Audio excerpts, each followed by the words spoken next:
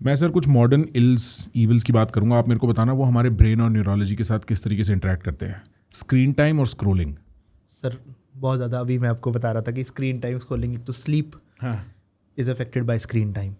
So and scrolling because the posture we are assuming to screen and scroll see the screen time is actually affecting that back, जो back problems we had discussed, the neck pain, the back pain, वो सारा कुछ उसी से affect होता है.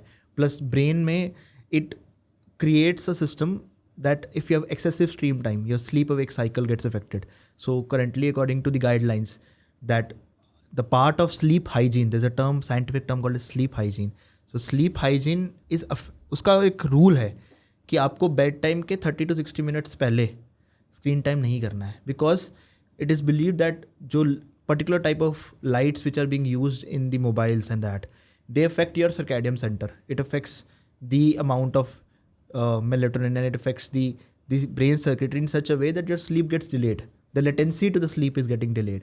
So as a part of sleep hygiene that we avoid, to screen and scroll, तो it affects like this. And obviously as much as you scroll and as much as you use the screen time, your flexion posture of the neck and the back is going to be more because you're constantly engrossed looking towards your screen. So that leads to a slow epidemic of neck pain and back pain eventually. How does vaping affect the brain and neurology? So vaping... Quick reality check. About 80% of you guys are already investing your attention here every week. And let's be real for a second. You're not here by accident. You're chasing intellectual depth and conversations with the best of India, with the best of the world, and not noise. But somehow, you still haven't subscribed. Look, I'm not here to sell you anything. That's not how this works. But if you've ever walked away from an episode with a thought that stuck, or if these conversations have stayed with you, then subscribing is how you keep that going. It's one click, and in return, I promise you that me and my team will keep bringing you the best conversations that stay with you, ideas that broaden your mind. So hit that button and let's keep going. Affects because it upturns the cognition. Cognition is our ability to do executive function, which I mean to say, हम सही गलत का जो अंतर है, जो कोई चीज़ किस सीक्वेंस में करनी चाहिए, वो वक्त के साथ वो अपटर्न कर देता है. Upturn means it slowly the brain loses the differentiation between right and wrong. अच्छा, या हाउ? सो बेसिकली जैसे ब्रेन में मल्टीपल सर्किट्स होते हैं, ठीक है, जिसको हम साइनेप्सिस कहते हैं. It's just like you, me and shaking hand with 10 other people and it's like a relay race. So if you chronically use vaping, so initially तो आपको वो हाई दे रहा है, ठीक है, बट क्रॉनिकली वो ब्रेन की जो न्यूरोट्रांसमीटर सर्किटरी है, जो केमिकल्स, जो न्यूरोकेमिकल बैलेंस है ना, वो उसको ख़राब कर देता है. और इट्स जस्ट लाइक हमारे ब्रेन में मल्टीपल स्मॉल न्यूरॉन्स हैं, जो मल्टीपल स्मॉल न्यूरॉन्स एक दूसरे के साथ जुड़े हुए हैं, उनकी आपस में जो कनेक्शंस होते हैं वो कम कर देता है. सो लॉन्ग टर्म में जो हमारे मेमोरी है, जो हमारी cognition is basically basic intelligence, common sense हम कहते हैं ना आम आदमी के, तो वो कॉमन सेंस की एबिलिटी वक्त के साथ वो कम करता है. उसके कारण इंसान में बिहेवियर इश्यूज़ आते हैं. तो वो सही गलत, एग्रेशन, एंग्जाइटी, रेस्टलेसनेस, ये सारी चीज़ों का जेनेसिस ओवर टाइम एस्टेब्लिश हो जाता है. सो वो जो टेम्पररी आपको हाई है, वो लॉन्ग टर्म में it affects your neurochemical balance and it makes you less efficient in practical life also and your personal life also. Is that because कि एक कोई फलाना केमिकल हम इनहेल कर रहे हैं, या बिकॉज मैं वो डोपामिन साइकिल को इस लेवल पे ओवर पावर करके चला रहा हूँ कि फिर मेरा दिमाग मैसअप हो गया है? What is the reason for this? No, आप डोपामिन साइकिल को एक लिमिट के बियॉन्ड तो चला नहीं सकते, ठीक है ना. See what we need to understand, dopamine तो हमारे ब्रेन में नॉर्मली एग्जिस्ट करता है. आपको कोई आपने ऐसा एक्टिविटी किया जैसे वेपिंग हो गया, जिससे एक रिवॉर्ड स्टिमुलेट हो गया कि हाँ जी अच्छा लगा, ठीक है, मिठाई खा ली, हाँ मिठाई खा ली, शुगर बेसिकली, किसी को कॉफ़ी से आया हो जाता है, किसी को वेप से आया हो जाता है. बट जब उसका क्रॉनिक यूज़ होता है ना, सो डोपामिन कंसिस्टेंटली हाई रह रहा है, बट डोपामिन इकलौता मॉलिक्यूल नहीं है जो ब्रेन की न्यूरोकेमिकल एक्टिविटी कंट्रोल करता है. सो अगर कोई चीज़ क्रॉनिकली हाई रहती है तो वो बाकी अदर न्यूरोकेमिकल स्ट्रक्चर्स को भी स्टिमुलेट करती है. और अगर कोई चीज़ बहुत ज़्यादा हाई रहती है तो वो ब्रेन के कुछ एरियाज को डिसेंसिटाइज कर देती है. ऐसा ना कि कोई भी चीज़ का ओवर एक्सपोजर होता है तो वो ओवर अ टाइम उसको डिसेंसिटाइज कर देती है. जब उसको डिसेंसिटाइज कर देती है, सो कुछ एरियाज जो हाइटेंड है तो कुछ एरियाज नम भी हो जाते हैं. अगर हम समझ नहीं चाहेंगे आम आदमी की भाषा में, तो कुछ एरियाज सुस्त हो जाते हैं, कुछ एरिया ओवर एक्टिव हो जाते हैं. सो जो नॉर्मल ब्रेन का बैलेंस है ना, वो बिगड़ जाता है. जैसे नॉर्मल ब्रेन का बैलेंस बिगड़ जाता है, सो लॉन्ग टर्म में हम ये इफेक्ट करते हैं कि उस इंसान की मेमोरी उतनी स्टोरेज नहीं रख पाती. इट जस्ट लाइक एक हार्ड डिस्क है, एक SSD है, उसमें एक लिमिटेड स्टोरेज है. But if you keep on putting junk into it and keep it over use कर रहे हैं हम उसको, सो उससे उसकी स्टोरेज इफेक्ट होती है. स्टोरेज इफेक्ट होती है प्लस उसकी कॉम्प्रीहेंशन एबिलिटी इफेक्ट होती है, उसकी फाइन एग्जीक्यूशन इफेक्ट होती है. जैसे मेरा डिसीजन मेकिंग एबिलिटी है, ओवर टाइम आप क्रॉनिकली यूज़ करते रहोगे, आप क्रॉनिकली हाई रहते हो, तो आपका ना छोटी छोटी चीज़ों में डिसीजन मेकिंग बदलने लगता है, जो कि बहुत माइक्रो लेवल पे चेंजेस शुरू होती हैं, बट फिर वो लॉन्ग टर्म में मैक्रो लेवल पे मैनिफेस्ट होना शुरू हो जाता है. So this is how this starts affecting. Interesting. और ये सेम चीज स्क्रीन टाइम या स्क्रोलिंग के साथ नहीं होता? Because if I am constantly expose to new information this that, तो उससे भी कुछ डिसेंसिटाइज ओवर सेंसिटाइज हो जाता होगा. यस होता है. इसीलिए एक कॉन्सेप्ट जो कि सोशल मीडिया में काफ़ी पॉपुलर हो गया था, जो कि is called as dopamine detox. So it is a psychological concept which was given by Cameron Sepah. So उस कॉन्सेप्ट में ये चीज़ का ध्यान बेसिकली एक्चुअली वो कुछ नया ऐसा out of the world concept नहीं था. वो it was like a cognitive behavioural therapy only, जो कि पहले डिफाइंड थी. जिसमें उन्होंने ये बोला कि जिन जिन चीज़ों से आपको डोपामिन रश होता है, जैसे सोशल मीडिया है, आई एम गिविंग एग्जांपल, किसी को सोशल मीडिया से डर है, ओवर टाइम जब वो डोपामिन स्टिमुलेट होता है उसको एडिक्शन हो गई कि हाँ जी ये मुझे अच्छा लगता है, मैं बार बार वही चीज़ देखी जा रहा हूँ. उसको ब्रेक करने के लिए the concept was given that आपको थोड़ा टाइम उससे अवेयर रहना ज़रूरी है, ताकि वो एडिक्शन में कन्वर्ट ना हो, वो एक ख़राब हैबिट में कन्वर्ट ना हो. सो येस, जब आप नॉन स्टॉप स्क्रीन टाइम करते हो, नॉन स्टॉप स्क्रोलिंग करते हो, आप इन सीजन रील्स ही देखी जा रहे हो, सो वो भी एक न्यूरोकेमिकल डिस्टर्बेंस क्रिएट करता है लॉन्ग टर्म में. And that leads to a lot of psychiatric disorders which are happening in the current generation. अगर हम देखें, जो यंगर जनरेशन है, जो अभी कॉलेज में है या जो स्टूडेंट्स है, उनका स्क्रीन टाइम बहुत ज़्यादा है रिलेटिव टू अस. तो उनकी इमोशनल लेबिलिटी भी बहुत ज़्यादा है. That is a biggest problem in our country, that emotional lability. Why psychiatric disorders like anxiety, depression are on the rise? Because जो कॉन्स्टेंट स्क्रीन टाइम है उससे आपकी emotional lability to social media बहुत ज़्यादा है. आप किसी भी चीज़ से बहुत ज़्यादा या खुश हो जाते हो या बहुत ज़्यादा परेशान हो जाते हो, और उसको एक आउट ऑफ कॉन्टेक्स्ट एज्यूम कर लेते हो, जैसे वो आपकी लाइफ को उतना ही इफेक्ट कर रहा है चाहे वो आपकी रियल लाइफ में हो नहीं रहा है. सो उससे भी एक न्यूरोकेमिकल इम्बैलेंस क्रिएट होता है, जो इवेंचुअली सीड सो करता है ये सारे डिसऑर्डर्स के, anxiety, ADHD, hyper activeness, which might lead to depression, mania, bipolar. तो ये सारी चीज़ें बढ़ती क्यों जा रही हैं वक्त के साथ? बिकॉज ओवर यूज़ हो रहा है. आपके social media is good, but over use of anything leads to impact on human psychology, and that is because of that neurochemical imbalance. So yes, definitely that screen time which is excessive scrolling does also have that bad impact, and it makes you labile. Yeah, What labile means vegetative. No, not vegetative. It is like, जैसे हिंदी में विचलित कहते हैं. आप किसी भी छोटी चीज़ से बहुत जल्दी परेशान हो जाते हो. किसी भी छोटी चीज़ को आप एक लिमिट के beyond out of context assume कर लेते हो. मान लो आपने सोशल मीडिया पे कोई पर्टिकुलर इवेंट देखा और आपने उसको अपनी लाइफ पे प्रोजेक्ट कर लिया, बिकॉज, और यहाँ फिर आपने कंपैरिजन ना, जैसे एक हमारी बॉडी में कोई इन्फ्लामेशन हो जाती है, सूजन हो जाती है, ऐसे ही आज के डेट में एक साइकोलॉजी का टर्म है जिसको हम कहते हैं comparisonitis. Interesting. Okay, it is a novel.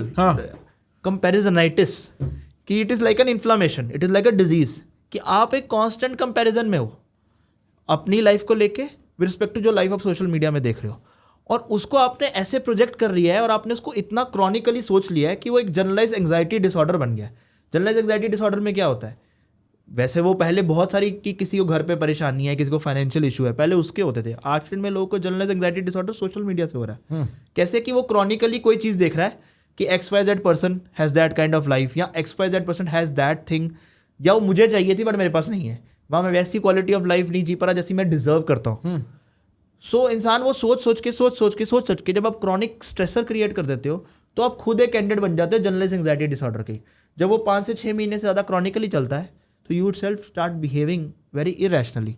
So all this screen time, scrolling time is adding to a lot of emotional lability. Lability is that fluctuation, जो आपका मूड का फ्लक्चुएशन है ना, उसको मैं लेबिलिटी कह रहा हूँ. Got it. मेरे को ऐसा लगता है भाई कि हम बने ही नहीं थे इतनी इन्फॉर्मेशन इतने कम वक्त में इतने time non stop chronically consume करने के लिए. और मतलब क्योंकि इन्फॉर्मेशन हमारे ब्रेन के लिए evolutionarily is either survival oriented or I should avoid this is the two categories in which you generally classify information. और internet is a dumpster fire. Twitter पे 24 घंटे आग लगी है, कोई ना कोई किसी से लड़ रहा है, and with that in your head constantly eventually वो सारे माइक्रो स्ट्रेसर्स. जब हम पिक्चर भी देखते हैं, what you see is कि the hero or the heroine is going through the journey but we are feeling the emotions. That's why we go to a movie. और अब मैं constant stress emotion में हूँ because I'm on social media, right? बिल्कुल बिल्कुल सही बात है. और ये तो बढ़ता ही जा रहा है.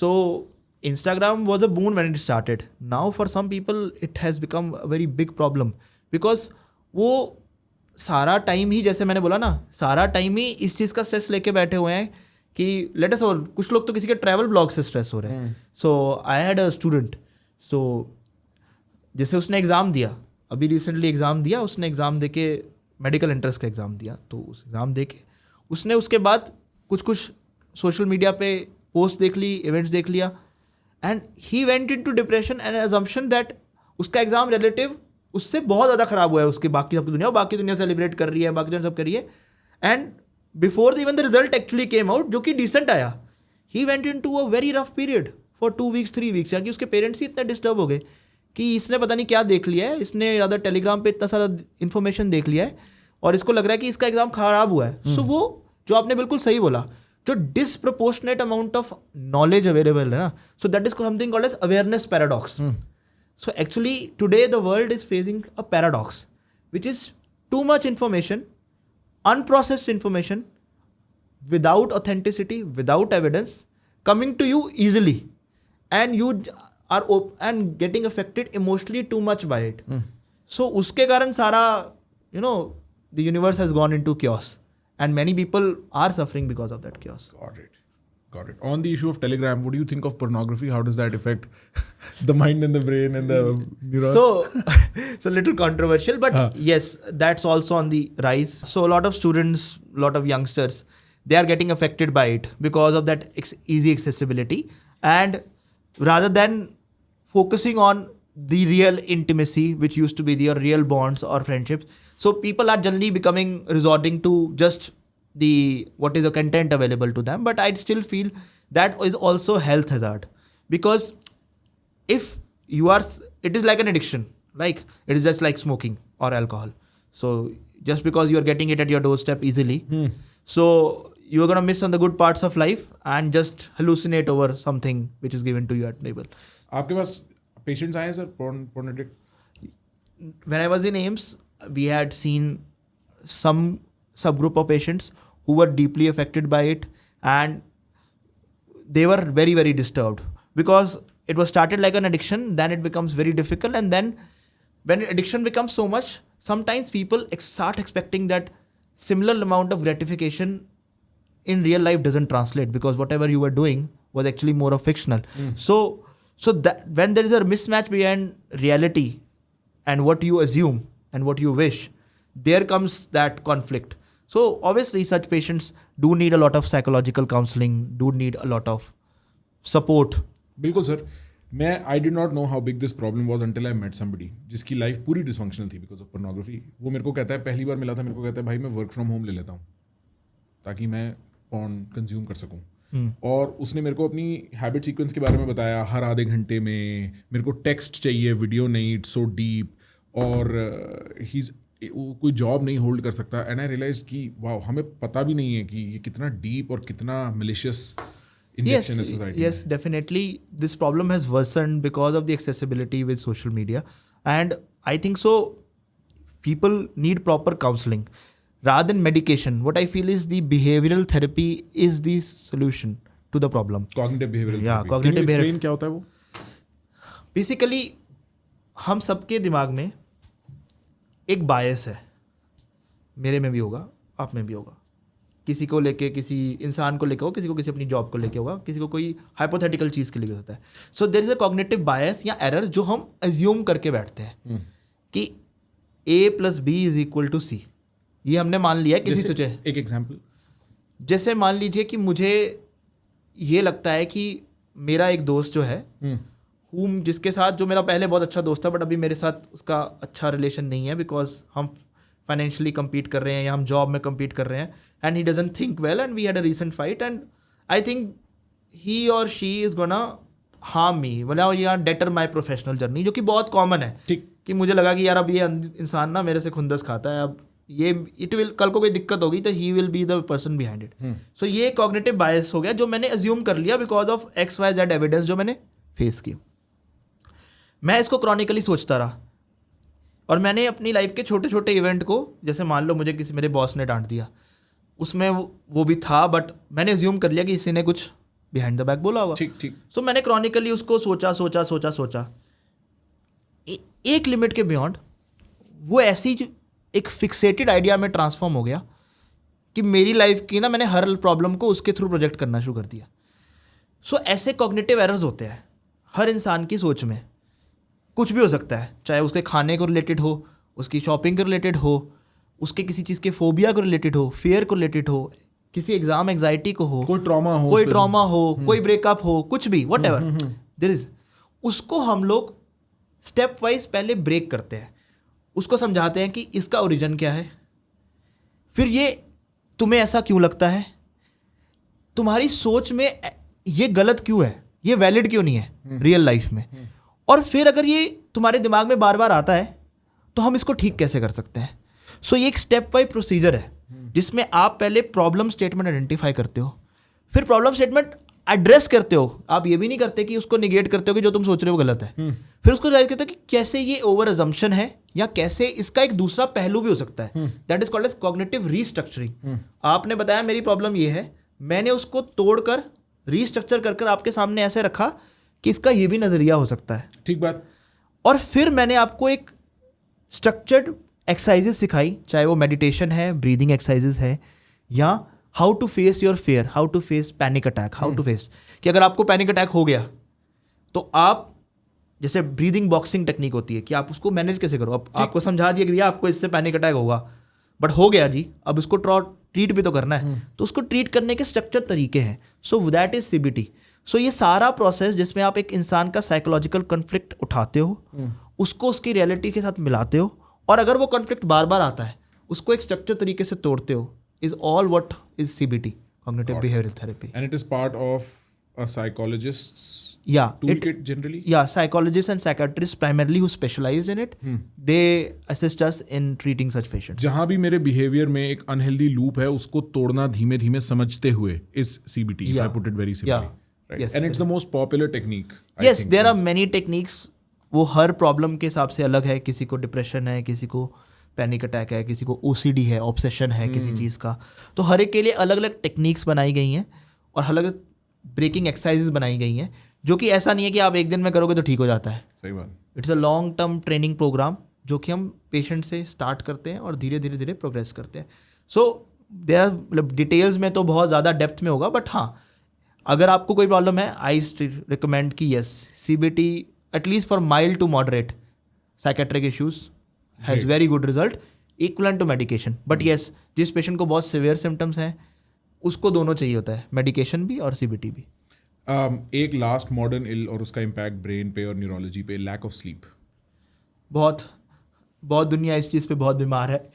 हम लोग तो, मतलब मैं तो डेली बेसिस पे बहुत ज़्यादा इसी क्वेरी को सॉल्व करता हूँ. और मैंने एक्चुअली ना अपने टाइम पे नीट का जो एम्स का एग्ज़ाम होता था वो टॉप किया था. तो अब बहुत सारे स्टूडेंट्स उस ज़माने से अभी भी पूछते हैं कि सर, जैसे अभी आप मानोगे नहीं, मैं आपको बताता हूँ, कल जैसे रिसेंटली अभी नीट का एग्ज़ाम था, ठीक है, बहुत सारे बच्चे हैं जो एक दिन पहले सोते ही नहीं है, और अदर 1 महीना पहले सोना ही बंद कर देते हैं, उनको नींद ही नहीं आती. सो ये बहुत बड़ी प्रॉब्लम है, and this is actually a disease of over thinking. ये सारा इसका जेनेसिस ही ओवर थिंकिंग है. और वो ऐसा नहीं है कि हम कई बार किसी को समझाएंगे कि भाई सो जा यार, सोना ज़रूरी है, एग्ज़ाम से पहले सोना ज़रूरी है, या कल काम पे जाना है, सोना ज़रूरी है, कल स्कूल जाना है, सोना ज़रूरी है. बट वो इतना इनबिल्ट हो जाता है किसी करेक्टर में ना कि वो एक डिजीज़ का शेप ले लेता है. Lack of sleep is a modern disease, it is a very big modern disease. और इसीलिए the use of melatonin in our country is on a ramped rise. हम तो लोगों को स्लीप हाइजीन प्रेफर करते हैं. We do not prescribe people directly medication कि आप डायरेक्टली मेलाटोनिन लो या स्लीप सप्लीमेंट लो या ज़ोलपेडम लो, ज़ोलफ्रेश लो, जो सारे स्लीप मॉड्यूलेटर्स हैं. Obviously the patient is not cooperating, तो हम ओवर द काउंटर नहीं देते. You need a prescription for it and a psychiatrist, a neurologist or neurosurgeon can prescribe to you. But ideally जो प्रॉब्लम होनी चाहिए वो sleep hygiene से solve होगी. अगर स्लीप हाइजीन से सॉल्व नहीं हो रही और वो इतनी ज़्यादा अफेक्ट कर रही है आपकी लाइफ को, फिर definitely you should seek help from a specialist जो कि आपको प्रिस्क्राइब करे. बट हाँ, अब जैसे हम बात करते हैं कि whether these medications help, yes, but उनका भी बड़ा जुडिशियस यूज़ चाहिए. ऐसा नहीं है कि बहुत सारे लोगों को उसकी भी एडिक्शन हो जाती है. मेलाटोनिन की, ज़ोल्पिडेम की, ज़ोल्फ्रेश की तो हो जाती है. हाँ. कि अब ऐसा है ना कि सबको लग रहा है कि यार मुझे नींद नहीं आ रही, कल मुझे काम पे जाना है, या कल बहुत इंपॉर्टेंट इवेंट है, I have to be there, so मैं ले लेता हूँ. सो बट उसका क्रॉनिक डिसएडवांटेज भी है. और बहुत सारी चीज़ों का ना अभी क्रॉनिक डिसएडवांटेज आज की डेट में हम जानते नहीं है. बिकॉज इन सारी मेडिकेशंस का जो रैम्पेंट यूज़ हुआ है वो 2010 के बाद हुआ है और पोस्ट कोविड बहुत ज़्यादा हो गया है.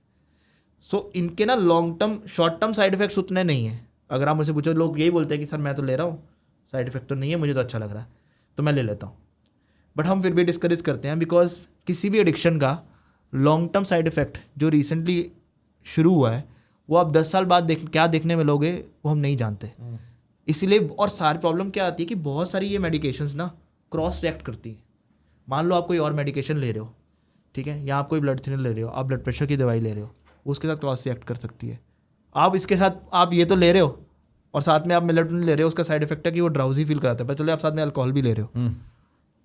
क्योंकि लोग बाकी चीज़ें नहीं बंद करते ना, तो वो कंट्रोल्ड इन्वायरमेंट में नहीं है, वो अनकंट्रोल तरीके से ली जा रही है. सो इंडिया में बहुत बड़ा प्रॉब्लम ये बन गया है कि ओवर द काउंटर लोग अनकंट्रोल तरीके से ले रहे हैं.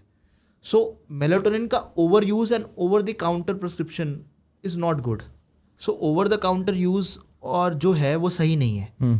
आपको कोई स्पेशलिस्ट एडवाइस कर रहा है तो ठीक है, और उसको भी कंट्रोल तरीके से मॉनिटर करना है. ये नहीं कि आप ज़ोल्पिडेम, ज़ोल्फ्रेश खाते रहो नॉन स्टॉप. समझ गया. सो हर चीज़ का एक लिमिट में यूज़ है. बट वही है ना कि जो चीज़ इमीडिएट ग्रेटिफिकेशन को देती है वो इंसान सबसे पहले यूज़ करता है.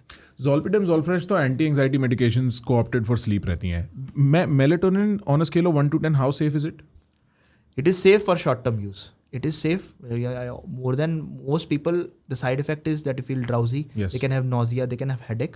But for jet lag and for short-term sleep like insomnia, so yes, it helps because वो वैसे ही काम करता है कि जैसे हमारे ब्रेन को जब पता चल जाए कि अब रात हो गई है, तो उस मेलाटोनिन को ब्रेन को ये समझाता है कि अब रात हो गई, अब तूने सोना है.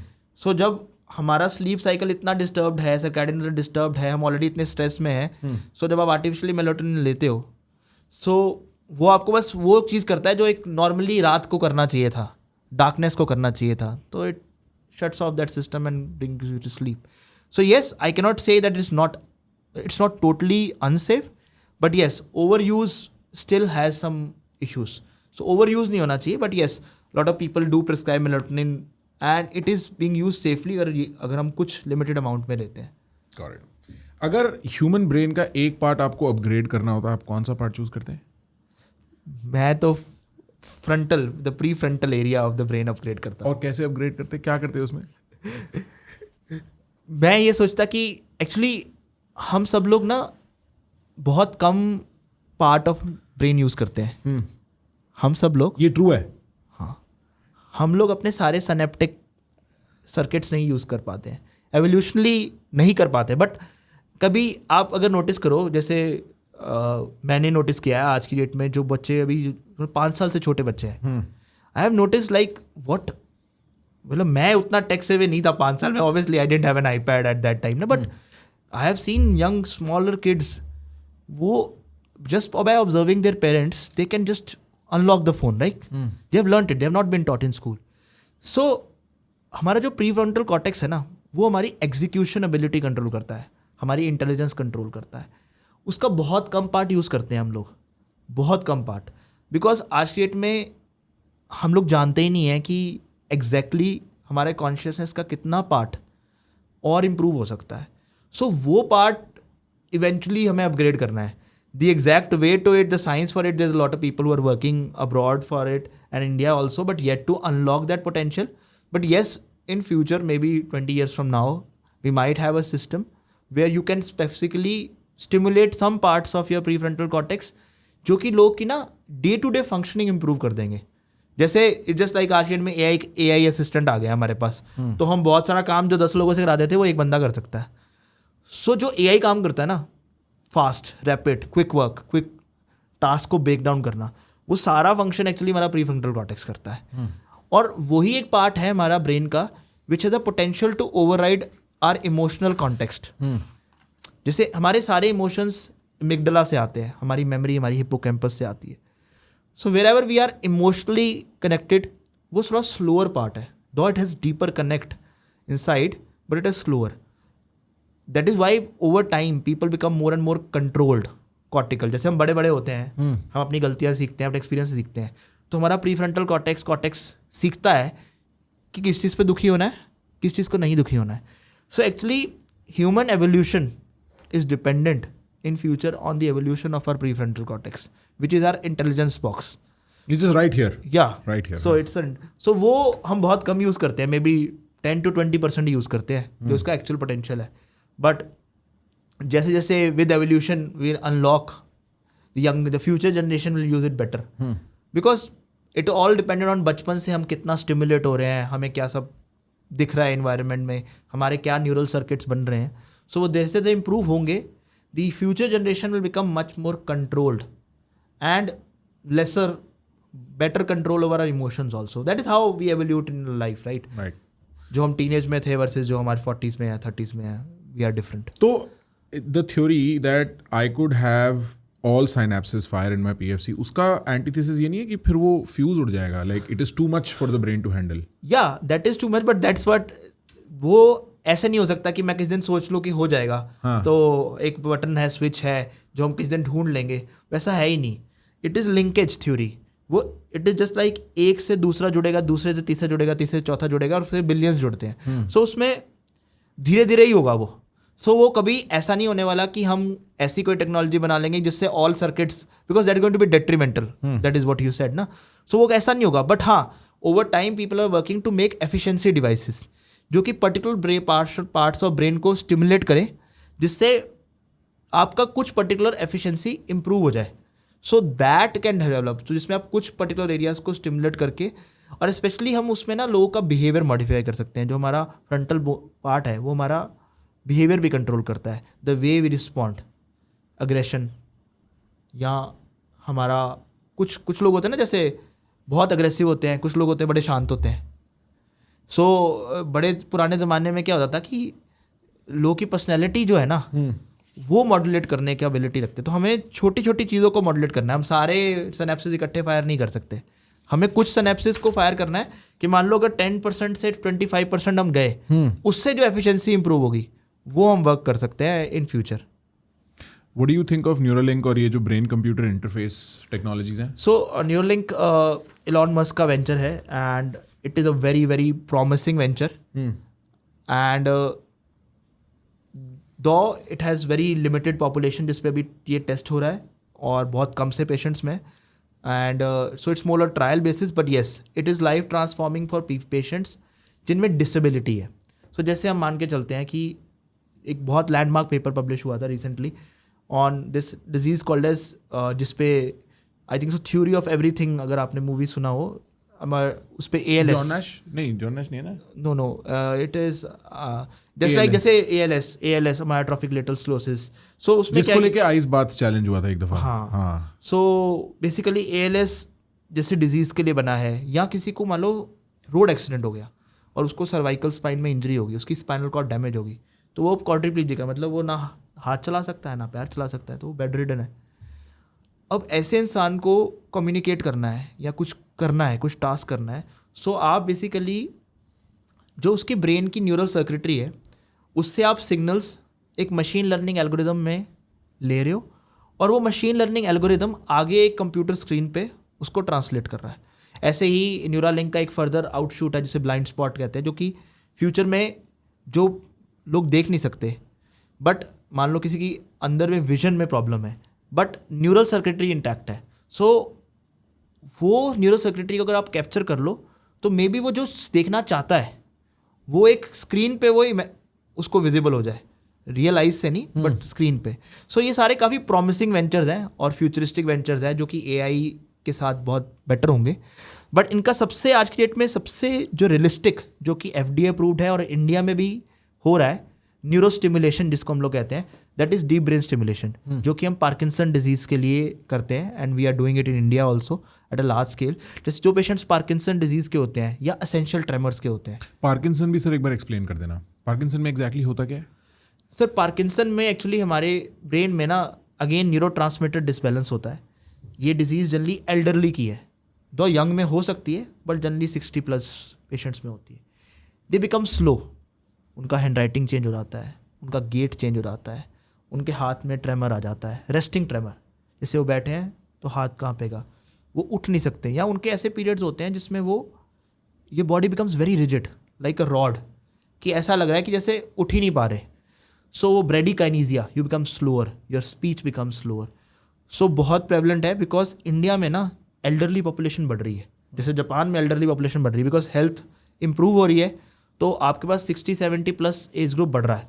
सो जितना 60-70 एज ग्रुप बढ़ेगा उतना पार्किंसन का इंसिडेंस और डिस्कवरी भी बढ़ेगा. सो पार्किंसन में हम लोग डीप ब्रेन स्टिमुलेशन करते हैं जो कि पार्ट ऑफ फंक्शनल न्यूरोसर्जरी है.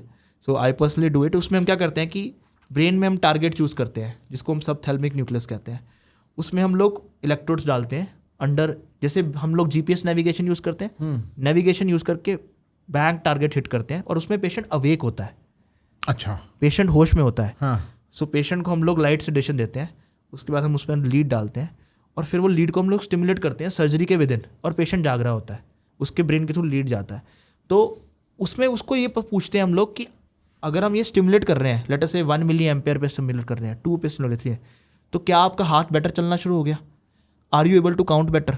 तो पेशेंट को ना इंस्टेंट ग्रेटिफिकेशन मिलता है सर्जरी के टाइम ही, कि मेरा तो हाथ ही नहीं उठ रहा था, मेरा तो पैर ही नहीं चल रहा था. So it starts moving. So वो आप लाइव टेस्ट करके ये सेट करते हो कि yes you have reach the target. Then using an artificial battery आप उसको स्टिमुलेट करते हो, जिसको हम प्रोग्रामिंग कहते हैं, रेगुलर इंटरवल्स पे, सो दैट उसकी एक्टिविटीज़ इंप्रूव हो. सो ये तो एक FDA प्रूवन एस्टेब्लिश सिस्टम है एंड न्यूरालिंक बहुत एडवांस्ड है इससे. बट ये बेसिक जिसको हम लोग कहते हैं ना न्यूरोस्टिमुलेशन या जो हम लोग न्यूरोप्लास्टिसिटी का बेसिक मॉडल जो कि एस्टेब्लिश है हमारी कंट्री में भी अवेलेबल है, वो DBS है. और DBS की विद टाइम इंडिकेशंस बढ़ती जा रही हैं. जैसे ट्रेमर्स के लिए हो गया, आजकल में साइकेट्रिक डिसऑर्डर OCD इसके लिए भी स्टार्ट हो गया है, या ट्यूरेट डिजीज जो टिक्स होती हैं पेशेंट्स को, उसके लिए भी स्टार्ट हो गया है. सो विद टाइम इंडिकेशंस जो है, या जिनको लगातार दौरे पड़ते रहते हैं, एपिलेप्सी, इस तरह वेगल नर्व स्टिमुलेशन आज के डेट में हम एपिलेप्सी के लिए करते हैं कि यहाँ पे नेक में नर्व होती है, आप उसको स्टिमुलेट करो, उससे जिन पेशेंट्स के दौरे रुकते नहीं, जिन बच्चों के दौरे मतलब दवाई पे भी रुक नहीं रहे, तो आप वेगल नर्व स्टिमुलेशन करते हो तो उससे उसका कंट्रोल आ जाता है. So all this actually is based on the concept of neuroplasticity and synaptic reorganisation. कि जैसे है कि 2 न्यूरॉन्स हैं, वो गलत न्यूरॉन के साथ हाथ मिला के रहेगा तो रीवायरिंग खराब है, बट वो सही के साथ मिलाएगा, रीऑर्गेनाइज होगा, रिकंस्ट्रक्ट होगा, तो वही सर्किट ठीक होगा. तो it's just like rewiring of the brain. Got it. तो coming back to Neuralink and brain computer interface, अभी फिलहाल इसकी usability is for treatment, is for specific patients, चाहे वो पैराप्लीजिक हैं या कोई और इश्यूज़ हैं. डू यू थिंक ये इवेंचुअली एक कॉमन प्लेस रियलिटी बनेगी where there is a silicon carbon interaction, body and computer interaction that eventually happens? Might, but that's still very far-fetched. Mainly, see, because it will involve a surgical procedure as of now. आप robotic surgery करके एक implant place करते हो. Implant के अपने side effects होते हैं. It's a hardware being placed. Infection, complications. So, the world will eventually move towards, अगर एक आम आदमी की बात करें, आज से 20 साल बाद, 30 साल बाद भी, तो दुनिया उस जगह जाना चाहेगी जिसमें उसको खुद की सर्जरी ना करानी पड़े. आप समझ रहे? Right. So I would like to have an artificial bot जो कि मेरा बहुत कर दे, rather than me myself undergoing surgery. So Neuralink has a lot of potential for patients who don't have a choice. So because humans always will have a tendency कि जो काम कोई और कर सके वो मैं खुद क्यों कराऊँ, बिकॉज इसके लिए आपको एक प्रोसीजर के थ्रू तो जाना ही पड़ेगा. राइट. वो एक डेटरेंट है जो मुझे लगता है हमेशा रहेगा न्यूरालिंक के लिए, बिकॉज अब जिसके पास जो क्वाड्रिप्लीजिक है, जो नहीं चल सकता, जो देख नहीं सकता, उसके पास तो ऑप्शन नहीं है, उसको तो वो प्रोसीजर कराने में फ़ायदा लगेगा, but a healthy person it might be tricky. But yes, अगर मैं उसकी जगह ही आपको एक ऐसा आर्टिफिशियल ग्लास दे दूँ जिसके थ्रू आप सब कुछ सी थ्रू कर सको और स्कैन कर सको, आप वो प्रूफ प्रेफर करोगे rather than non invasive prefer. या नॉन इन्वेजिव प्रेफर करोगे आप. What are dreams made up of? Do we know anything about dreams? या सो ड्रीम्स एक्चुअली हमारी जो स्लीप होती है ना, अगर मैं समझाऊँ आपको, उसके ना 2 पार्ट होते हैं. एक होता है नॉन रैम, एक होता है REM. REM is rapid eye movements. So जब हम सोते हैं ना तो हम अलग अलग स्टेजेस में सोते हैं. तो जब हम रैम स्लीप में जाते हैं जिसमें जनरली हमारी रैपिड आई मूवमेंट्स होती हैं, या जो थर्ड स्टेज ऑफ स्लीप होती है नॉन रैम की, उसमें हमें ना ड्रीम्स आते हैं. So dreams are actually nothing but जो आप डेली इन्वायरमेंट से क्यूज़ लेते हो और वो आपकी कॉन्शियसनेस में आपकी न्यूरो सर्किट से इंटेग्रेट होते हैं. और एक्चुअली ना जब हमारी मेमोरी जो है ना कंसोलिडेट होती है, वो ड्रीम्स के टाइम ही होती है. मतलब in the sense when you go to sleep, that's why sleep is very very important for building your memory. अगर आपकी स्लीप डेफिशिएंसी है तो अल्टीमेटली आपकी मेमोरी इंपेयरमेंट के चांसेस ज़्यादा है. That is the logic behind it. Because हमारी memory जो स्टोरेज का हार्डवेयर है, हार्ड डिस्क है जो हमारी ब्रेन की, वो हमारा हिप्पोकैम्पस है. उसमें सब सामान स्टोर होना है. उसके साथ हमारा कॉर्टेक्स है जो आपको डेली जो आपने एनवायरनमेंट में देखा उसके साथ वो लिंक करेगा. So dream is that fictional stage जो कि एक न्यूरोकेमिकल एनवायरनमेंट बनता है बेस्ड ऑन आपने दिन में क्या देखा और आपका पास्ट एक्सपीरियंस क्या है. कई बार आपने ऐसा देखा होगा, आपने भी शायद लाइफ में कभी फेस किया होगा कि यही बात चल रही थी मेरे दोस्त के साथ और रात में मुझे वही याद आ, मतलब वैसा ही कुछ अटपटा सा ड्रीम आ गया, बट आ गया. बिकॉज इसमें आपके कॉर्टेक्स का भी रोल है और जो आपकी हार्ड डिस्क ड्राइव में पड़ा हुआ है उसका भी रोल है. और कई बार वो उसको मिक्स मैच कर देता है आपकी रेम स्लीप में, तो उससे आपके ड्रीम्स बनते हैं. But dreams do have a chemical basis. So ऐसा नहीं है कि हम ये नहीं बोल सकते कि जो आप ड्रीम्स में देख रहे हो वो ट्रू होगा. बट बहुत बार लोग बोलते हैं ना, जैसे मैंने सपना देखा और वो सच हो गया, उसका वो एक्चुअली ट्रू नहीं है. एक्चुअली आप कंसिस्टेंटली एक ही चीज़ के बाद ज़्यादा फोकस थे अपनी डेली लाइफ में, आप ऑलरेडी उसके टूवर्ड्स वर्क कर रहे थे. वो कोइंसिडेंस है कि आपने कल ही उसका सपना देखा और वो हो गया. बट जनरली आपके एनवायरनमेंट में जो चल रहा होता है या कंसिस्टेंटली आप जो फोकस्ड होते हो, जनरली ड्रीम्स उसी पे काम कर रहे होते हैं. सो वो जनरली कोइंसिडेंस मैच करे. But dreams are scientific things, they are not hypothetical, they have actual scientific basis. As far as writers, psychologists, psychiatrists coming up with meanings of dreams, do you think उसमें कुछ sense होता है कि it's contentless noise? No, it has meaning. See, a lot of serendipity जैसे हम समझते हैं. जैसे अब किसी ने, ऐसे तो होता है जैसे मान लो किसी ने कोई चीज़, आर्किमिडीज प्रिंसिपल है, तो वो यूरेका मूवमेंट क्या होता है? ऐसे तो होता है आप someone saw something in their dream or something happened to them just by chance and then realized कि अरे it was all in front of me. So that's the eureka moment. So dreams mostly उस moments की तरह हैं. So जो artist है, जहाँ जो creative काम कर रहे हैं, even scientists हैं, उनके ड्रीम्स में होता है, कई बार ऐसा होता है, they dream of something and then they replicate that in real life. So it does have meaning. But मैं वही बोल रहा हूँ कि उसका लॉजिक जो है वो यही है कि आप कंसिस्टेंटली, आपका ब्रेन, आपका कॉर्टेक्स कंसिस्टेंटली उसी न्यूरॉन्स को फायर कर रहा था जो आपका टारगेट गोल था. और उसकी सर्किटरी आपकी मेमोरी के बेसिस पे, जो पास्ट मेमोरी है, आपकी स्लीप में मैनिफेस्ट कर गई. And you saw something in a relax state which made you understand that probably जो आप हाइटेंड स्टेट ऑफ स्ट्रेस में जब आप एक्टिव थे, जाग रहे थे, you couldn't see through it, but that synaptic fired during that time of sleep. So वो आपको ड्रीम में वो आइडिया आ गया. So definitely creative people who dream of something and then they materialise into practical life does have a biochemical basis. But हम ये नहीं बोल सकते कि everything you will dream of.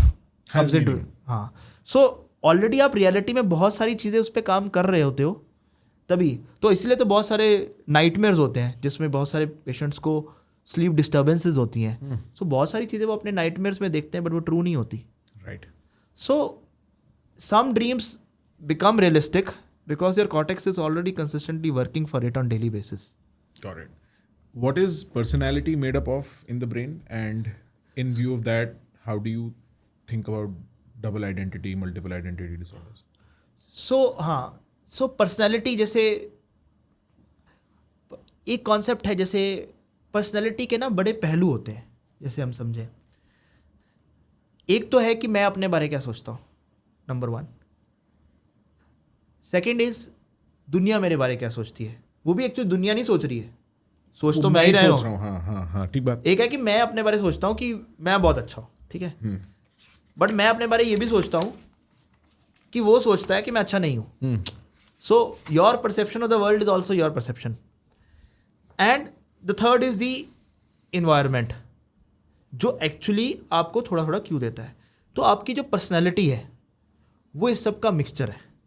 आप डेली बेसिस पे अपने बारे क्या सोचते हो, 1, आप ये क्या सोचते हो कि इन्वायरमेंट आपके बारे क्या सोचता है, और एक्चुअली इन्वायरमेंट आपके साथ कैसे इंटरेक्ट कर रहा है, ये सब मिलके आपकी पर्सनैलिटी बनाता है। और पर्सनैलिटी हमारी अगेन फ्रंटल लोब हमारा जो है वो कंट्रोल करता है। हमने कई बार ज़िंदगी में ऐसा भी हुआ है कि हमने किसी पेशेंट का फ्रंटल लोब ट्यूमर ऑपरेट किया ब्रेन सर्जरी में। बहुत बार ऐसा होता है, पेशेंट उसके बाद बोलता है ये तो पहले बहुत गुस्सा करते थे, तो बदल गए। सो ये तो गुस्सा ही नहीं करते, घर का भला कर दिया आपने। हाँ नहीं, but happens, but it happens vice versa also. Someone after a particular frontal lobe surgery becomes very aggressive, मतलब कि सर ये तो बहुत ही, ये तो डांटते रहते हैं, चिल्लाते रहते हैं, कैसे हो गया। तो कई बार हमें समझाना पड़ता है कि ये सर्जरी का साइड इफेक्ट नहीं है। हमने सर्जरी जिस एरिया में की है वो हमारा फ्रंटल लोब है, वो इंसान की पर्सनैलिटी कंट्रोल करता है, उसका एक साइंटिफिक बेसिस है। तो अगर हमने उस एरिया में सर्जरी किया है तो यस, पर्सनैलिटी बदल सकता है। सो वो जो सब सोचना है ना, वो हमारी वर्किंग मेमोरी है, वो हमारी हार्ड ड्राइव में नहीं जाता। वो हम बस कॉन्स्टेंटली उठाते रहते हैं, थोड़ा प्रोसेस करते हैं, थोड़ा इन्वायरमेंट को वापस रेप्लिकेट कर देते हैं, बस ऐसे चलता रहता है। RAM memory. हाँ बिल्कुल, वो कॉन्स्टेंटली आता रहता है, जाता रहता है, आता रहता है, जाता रहता है, और हम कॉन्स्टेंटली इवॉल्व होते रहते हैं। वो हमारा सब कुछ फ्रंटल लोब में रहता है, उसमें बस थोड़ा थोड़ा चीज़ें, हमारा जो एमिगडाला है, जो हमारा फियर सेंटर है, वो ऐड करता रहता है। किसी चीज़ का डर ऐड कर देगा, किसी चीज़ का खुशी ऐड कर देगा, किसी चीज़ का रिमोर्स ऐड कर देगा, सैडनेस ऐड कर देगा, उसमें बस ऐड करते हैं। बट एक लिमिटेड ही है, तभी लोगों की ना पर्सनैलिटी इवॉल्व होती रहती है। अगर पर्सनैलिटी एक परमानेंट चीज़ होती ना तो वो इवॉल्व नहीं करती। हम कई बार अपने दोस्तों में देखते हैं कि ये आज से 5 साल पहले ऐसा था, अब बदल गया। तो it's evolution based on environment and based on your perception about your self and of the environment. Got it. So ये 3 एलिमेंट है। हाँ, ये 3 एलिमेंट है। अब बात आ जाती है कि डिसोसिएशन, जिसकी आप बात कर रहे हो, मल्टीपल आइडेंटिटी डिसऑर्डर।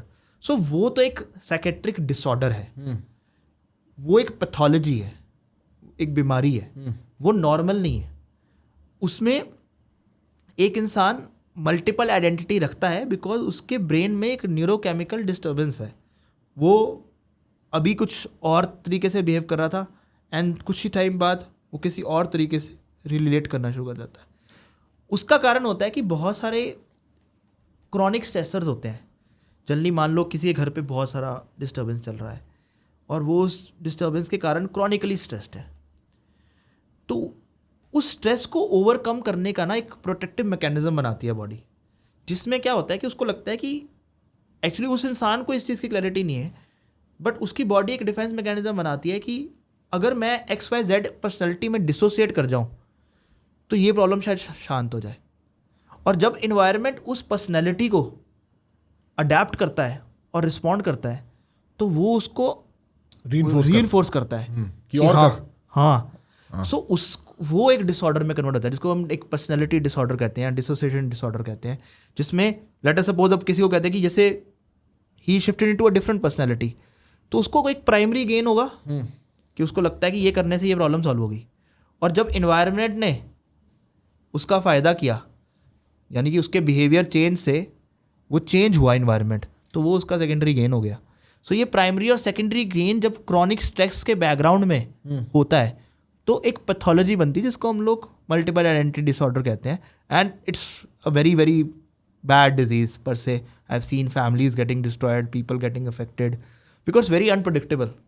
कि अभी प्रखर बैठा है, अचानक वो कोई और बन गया है, फिर लड़की बन गया है, and you can just switch between. हाँ, so it's a very difficult tricky because It is very difficult for families to live with such people. You don't know when it's going to be switch. Right now that person is perfectly fine. But any small stress, यहाँ तक कि मैं कह रहा हूँ कि अभी घर पे लाइट चली गई है, उससे ट्रिगर हो गया. You never know. वो ना बनता ही क्रॉनिक स्ट्रेसर से है. क्रॉनिक स्ट्रेस चल रहा होता है बहुत सारी चीज़ों का. बस once that neurochemical cycle sets in, then that person dissociates. और फिर उसको बड़ा मुश्किल होता है. फिर आपको उसका प्राइमरी और सेकेंडरी गेन हटाना पड़ता है उसके ट्रीटमेंट में. जब उसकी आप बिहेवियरल थेरेपी करते हो तो आपको उसका प्राइमरी गेन. ऐसे बहुत सारे लोग होते हैं जिनको पेन सिंड्रोम्स डेवलप हो जाते हैं. एक्चुअली उसको डॉक्टर के पास आएगा, वो मुझे बोलेगा सर मुझे तो बहुत सर में दर्द रहता है, जब भी घर पे ये होता है बहुत सर में दर्द रहता है. तो अच्छा, तो मैं पूछूंगा उनके घर वालों से कि हाँ, तो वो बोलेंगे नहीं ये तो ऐसे ही करता रहता है, इसका तो कोई है नहीं, हमने तो इतने डॉक्टर्स को दिखा लिया है, इसका पेन का दर्द ठीक ही नहीं हो रहा है. तो चलो ठीक है MRI करा लो जी, आप MRI करा लो. करा लिया आपने MRI नॉर्मल है, भेज दिया आपने. वो 6 महीने बाद दोबारा आएगा कि सर मेरा तो पेन ठीक ही नहीं हुआ, मैं इतनी मेडिकेशन खा लेता हूँ, मैं 4 पेन किलर खाता हूँ, मेरा पेन ही ठीक नहीं होता. तब आपको एक चीज़ क्या सोचना पड़ता है कि MRI ठीक है, पेन किलर को ये रिस्पॉन्ड नहीं कर रहा, इसका कोई साइकोजेनिक कॉज तो नहीं है कि इसने ही is imagined a pain real. उसको तो पेन रियल में फील होती है. हाँ. आप उसको जस्टिफाई नहीं कर पा रहे हो साइंटिफिक बेस पे. हाँ ठीक है, कोई ऑब्जर्वेबल चेंज न्यूरॉन्स में नहीं है, ब्रेन केमिस्ट्री में नहीं है, MRI में नहीं है, कोई ब्लड रिपोर्ट खराब नहीं है, घर वाले बोल रहे हैं कि, तो उसमें ना एक्चुअली उसने कोई एक डिफेंस मैकेनिज्म जैसा चीज़ बना ली है जिसमें फॉर सम रीज़न उनकी बॉडी को लगा कि कुछ ना कुछ गेन होगा अगर मैं ऐसे बिहेव करूँगा. और जब उसको एनवायरनमेंट ने वो गेन देता गया, वो सेट इन हो गया उसकी पर्सनैलिटी में. तो ऐसे पेशेंट्स को ना सोमैटोफॉर्म पेन डिसऑर्डर्स हो जाते हैं. मतलब somatoform pain is one of the most terrible things to treat, because आपको कोई आइडेंटिफाइबल तरीका नहीं मिल रहा कि पेन का टारगेट ढूंढ लो कि हाँ यही यार, किसको ट्यूमर नहीं है, बैक पेन नहीं है, बट वो पेन में है. तो बहुत बार ऐसे पेशेंट्स को बहुत ज़्यादा रिहैब चाहिए होता है. And actually it has a psychogenic or a psychiatric background to it. So one of the most difficult, मैं सच बताऊंगा कि डिप्रेशन ट्रीट करना, एंग्जाइटी ट्रीट करना बहुत आसान चीज़ है. ये मल्टीपल एसोसिएटेड डिसऑर्डर्स, ये साइकोजेनिक पेन डिसऑर्डर्स ट्रीट करना बहुत मुश्किल है. बिकॉज आप इसका ना कोई स्पेसिफिक तरीका नहीं है, आपको उसके एनवायरनमेंट से वो गेन हटाने पड़ते हैं और उस इंसान को पूरा आपको एक पर्टिकुलर एनवायरनमेंट में रखना पड़ता है, तब जाके मुश्किल से वो करते हैं और कई बार नहीं भी कर पाते हम लोग. So these are the most toughest, because इनको ना 100% कॉन्क्रीट तरीके से कागज़ पे लिख के डिफाइन नहीं कर सकते. आप फैमिली को ही नहीं समझा पाते हो ये क्यों है, क्या है. हाँ. आप पेशेंट को नहीं समझा पाते, वो कह रहा है मेरा तो सर फटी जा रहा है, आप कह रहे हैं हमारी नॉर्मल है. पेशेंट भी परेशान होते हैं, फैमिली वाले परेशान कि डॉक्टर साहब आप बताइए, इसका तो सर फटा जा रहा है, 3 में 4 गोली खा चुका है ये, फिर भी इसका पेन ठीक नहीं हो रहा है. अब सही बात. तो आपको फिर वो समझाना पड़ता है कि अच्छा आप उसका काउंसलिंग करो, आप समझो कि इसका पेन का ओरिजिन कहाँ है. क्या घर पे कोई स्ट्रेसर है, क्या कोई फैमिली लाइफ में कोई स्ट्रेसर है, कोई फाइनेंशियल स्ट्रेसर है, कोई वर्क में स्ट्रेसर है, कोई ऑफ्टन बचपन में कोई इश्यूज होते हैं, चाइल्डहुड इश्यूज होते हैं. बहुत सारे लोग के हिडन चाइल्डहुड इश्यूज होते हैं जो कि बहुत बार उनको याद भी नहीं होते.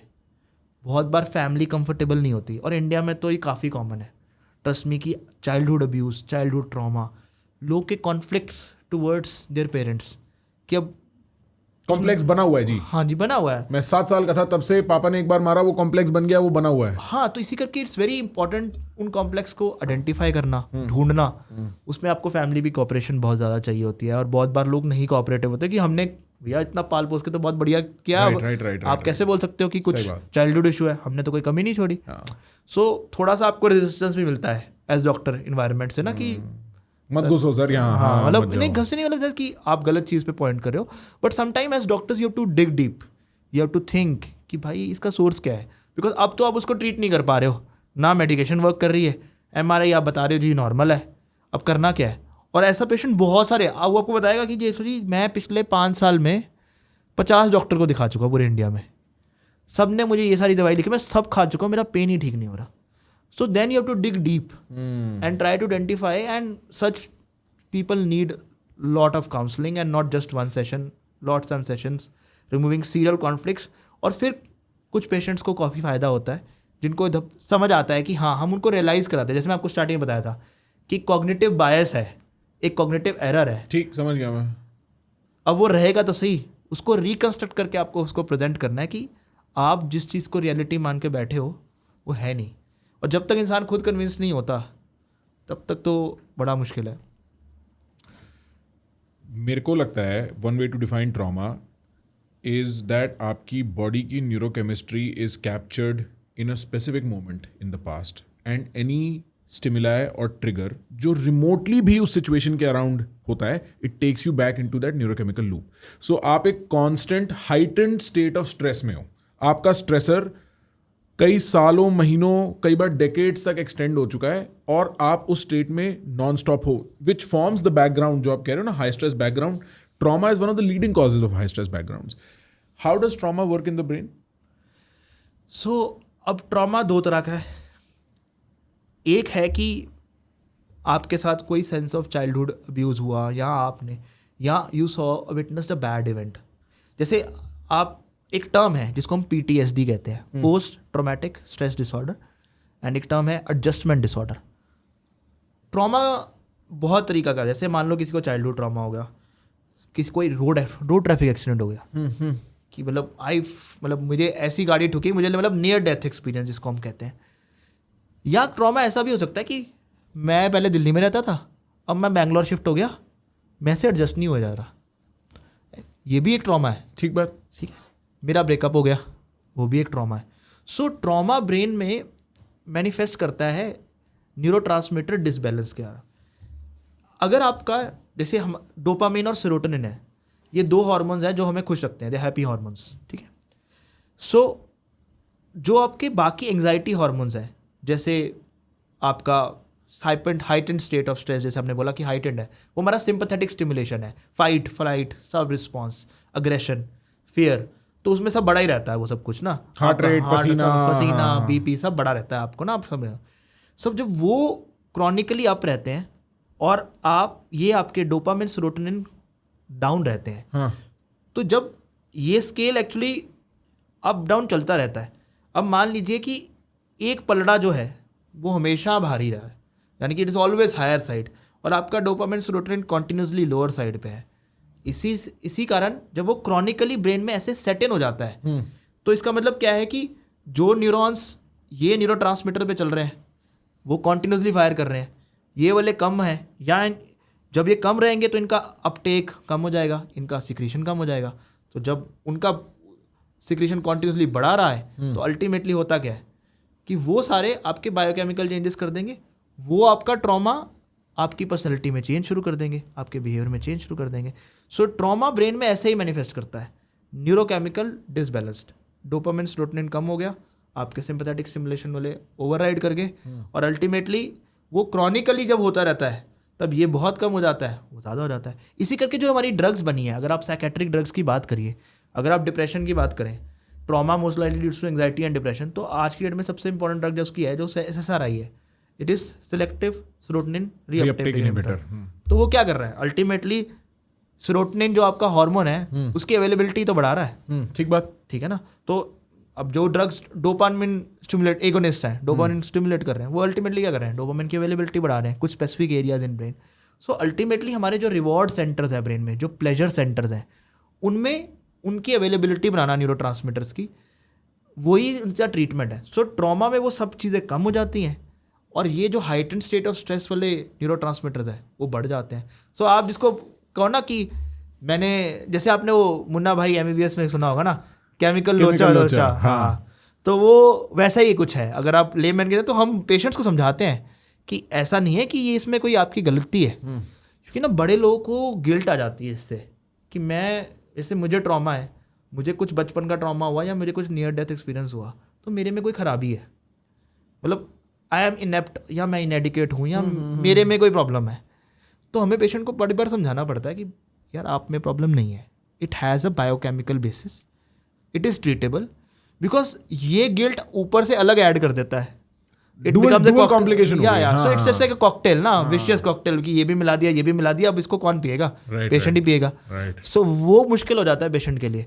तो उसको समझाना पड़ता है कि यार जो भी आपकी प्रॉब्लम है उसके लिए आप जिम्मेवार नहीं हो, नंबर 1 ये समझाना बहुत ज़रूरी है। It is a disease, it is treatable and you are not. और बहुत बार ना आज की डेट में बहुत सारी स्टडीज आती हैं जिस हैज प्रूवन दैट इसका एक जेनेटिक बेसिस भी है, ट्रॉमा का and potential to be influenced, influenced by trauma. जैसे अब देखो यार, बहुत सारे लोग बहुत हार्श इन्वायरमेंट फेस करते हैं, बट सब लोग उतने लबाइल नहीं होते, सब लोग का रिजल्ट वैसा रिएक्शन नहीं होता। सो एक जेनेटिक प्रीडिस्पोजिशन भी है। अगर आपकी फैमिली हिस्ट्री है डिप्रेशन की, स्किज़ोफ्रेनिया की, एंग्जाइटी मेडिकेशंस की, तो ज़्यादा चांसेस हैं डेफिनेटली कि आपकी भी होगी। सो एक जेनेटिक बेसिस भी है, जिसका तो लिटरेचर एविडेंस है कि देर आर डिजीज़ जिनकी अगर आपके फैमिली मेम्बर में जेनेटिक हिस्ट्री है, आपके पेरेंट्स को रहा है या आपकी फैमिली में चलता रहा है, सो ऐसा नहीं कि आपको पक्का होगा, मैं ये नहीं कह रहा, बट आपके एक नॉर्मल जिसकी फैमिली में नहीं है उससे लाइक्लीहुड ज़्यादा है। हाँ, लाइक्लीहुड ज़्यादा है, पोटेंशियल ज़्यादा है, चांसेस ज़्यादा है। सो वो तो लिटरेचर एविडेंस एग्जिस्ट करता है। सो वो भी ट्रॉमा में कंट्रीब्यूट करता है। तो आपकी अल्टीमेटली सारी खिचड़ी ना 3 चीज़ों पे है, आप खुद, आपका जेनेटिक और आपका एनवायरनमेंट। आपकी लाइफ में ये ट्रायड जो है सब चीज़ें इन्फ्लुएंस करता है। अब किसी का खुद का पलड़ा भारी हो जाता है, जेनेटिक्स का कम हो जाता है, किसी का एनवायरनमेंट का भारी हो जाता है। आपने मुन्ना भाई की बात करी,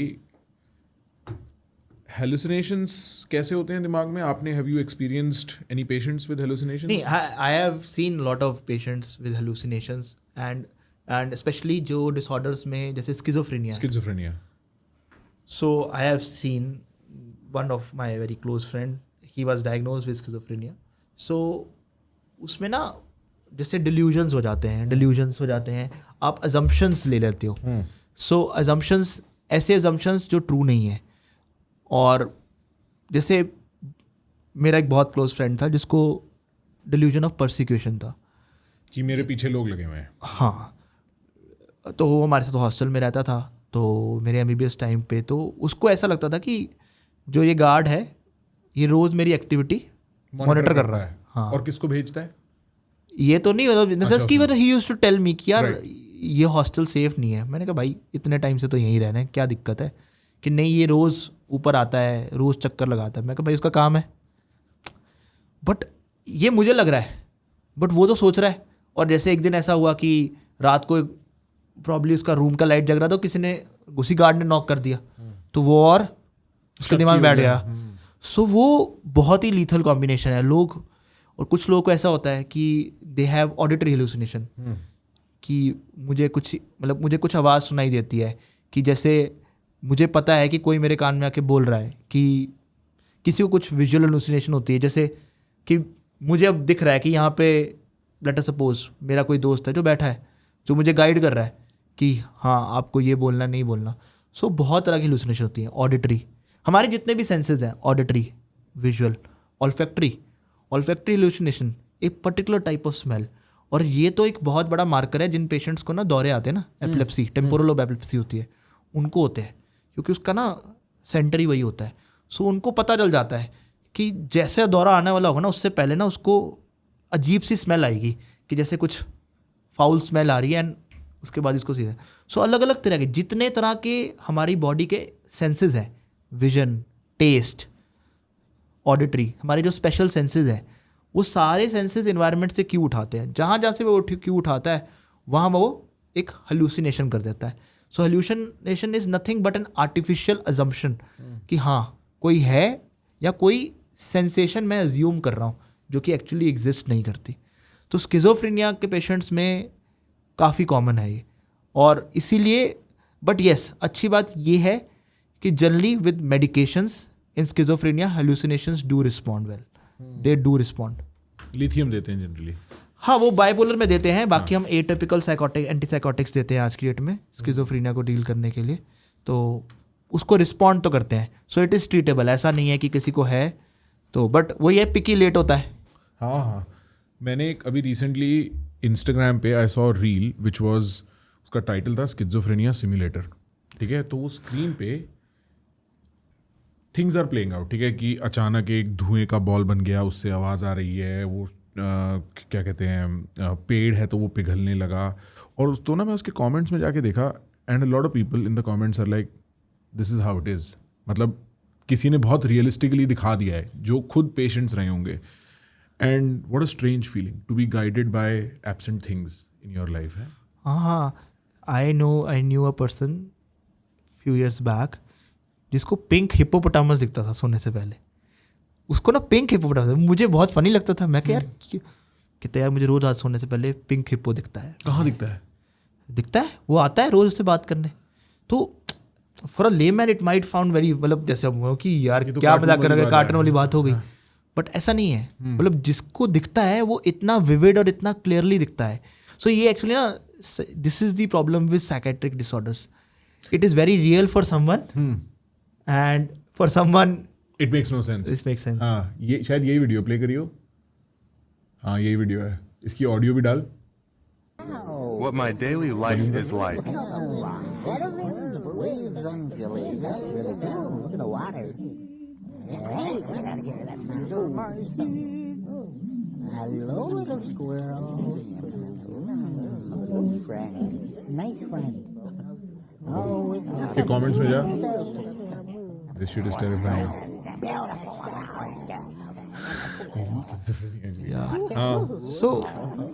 So ये होता है. It's very realistic. It is very vivid for people who it is. So that's why it's so scary. मेरे को याद है, मेरी आई थिंक साइकोलॉजी की क्लास में एक केस के बारे में हमें बताया था. somebody went up a tower in Texas, I think, but a famous case, and started shooting, and eventually it was found कि उसके दिमाग में ट्यूमर है which was causing all this aggressive behavior. क्या कहते हैं सर इसको?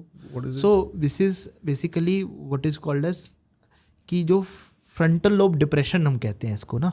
सो ऐसा ही बड़ा एक फेमस पुराने ज़माने का केस है. तो एक इंसान था जिसको हम टेक्स्ट बुक्स में हमारी डिस्क्राइब्ड है, फिनियस गेज.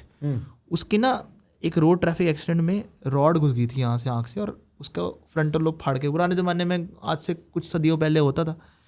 तो जब उसको, तो आप ये समझ लीजिए, जब आपके दिमाग के फ्रंटल लोब में अगर ब्रेन ट्यूमर है ना, तो वो एक रॉड की तरह है जिसने उसको सेक्शन कर दिया है. तो आपका फ्रंटल लोब उड़ गया है, स्प्लिट हो गया है, या आपका लोग डैमेज हो गया है, कुछ भी है, इट्स नॉट वर्किंग. सो ना आपका ना बेसिक कंट्रोल ही चला जाता है. इसीलिए जब लोग एनिमल एक्सपेरिमेंट्स करते हैं ड्रग्स के लिए, तो people used to started doing monkeys पे frontal lobectomies to see and understand कि, तो वी पीपल रियलाइज कि व्हेन एनिमल्स पे आफ्टर एथिकल परमिशन लोबेक्टमीज की गई फ्रंटल लोब में, उनके frontal lobe, lobectomy means frontal lobe निकाला गया, तो they become very aggressive, very wild. मतलब उनका कंट्रोल ही चला जाता है. उनका बेसिकली आपको ये समझना है कि हमारा जो फ्रंटल लोब है ना, जैसे मैंने बोला था कि वही हमें एवोल्यूशन में चाहिए, वो हमारा कंट्रोल है. किस पे? हमारी, देखिए हमारी ना एक्चुअली जो भगवान ने कुदरत से जो, we are originated from primates, right, animals. So we are bound to hunt, right. So हम नेचुरली एग्रेसिव ही हैं. बट जो हमारा फ्रंटल लोब है ना, वो हमारी जो इमोशंस है और जो इनर जो हंटिंग नेचर है उसको कंट्रोल करता है, जो अग्रेसिव नेचर है उसको कंट्रोल करता है. सो अगर आपका फ्रंटल लोब डैमेज है, मान लो उसमें कोई ट्यूमर हो गया, वो इंजर हो गया, चाहे वो रोड ट्रैफिक एक्सीडेंट में इंजर हो गया. मैंने तो ऐसे पेशेंट्स देखे हैं जिनका रोड ट्रैफिक हेड इंजरी हो गया, गाड़ी ठुकी, एयरबैग खुला, बाय फ्रंटल दोनों जगह लगा, तो दोनों फ्रंटल एरियाज डैमेज हो गए बिकॉज ऑफ कंकशन इंजरी. कुछ नहीं, खुद से बस ब्लीडिंग हो गया. वो पेशेंट बिकेम सो अग्रेसिव, घर पे मारपीट, लोग को डराना धमकाना, किसी से भी लड़ाई ले लेना, अग्रेसिव हो जाना. तो जैसे आप बोल रहे हो टेक्सास वाला इवेंट, सो वो कुछ ऐसा ही होगा, क्योंकि उसके जो इमोशंस है, अब उसको कोई कंट्रोल करने वाला नहीं है. उसके दिमाग फंक्शन ऑफ, हाँ, वो बस उसका जो कंट्रोल सेंटर है कि कुछ अनफिल्टर्ड जा रहा है, बस जिसका फ्रंटल लोब उड़ जाता है उसके में कोई फिल्टर नहीं होता. हम वही बोलते हैं, जिस पेशेंट को फ्रंटल लोब प्रॉब्लम है उसका कोई फिल्टर नहीं है. उसको ना सही गलत की समझ है, ना अच्छे बुरे की समझ है, ना उसको ये भी समझ नहीं आती कि सोशली अप्रोप्रिएट है कि नहीं. हमारा सोशली अप्रोप्रिएट होना, कि मैं कपड़े पहन के बैठा हूँ कि नहीं बैठा एक समारोह में, राइट, उसको लग रहा है भैया हम शहंशाह हैं, कोई दिक्कत नहीं. सो वो फ्रंटल लोब भी कंट्रोल करता है. तो जो ऐसे आप टेक्सास वाला इवेंट बोल रहे थे, जो कि काफ़ी प्रोमिनेंट एग्जाम्पल है, उसको नहीं पता होगा, उसको लग रहा है मैं सही कर रहा हूँ, ये तो नॉर्मल है, ये करना चाहिए, कर दिया उसने. Any other fascinating cases that you come across in your research?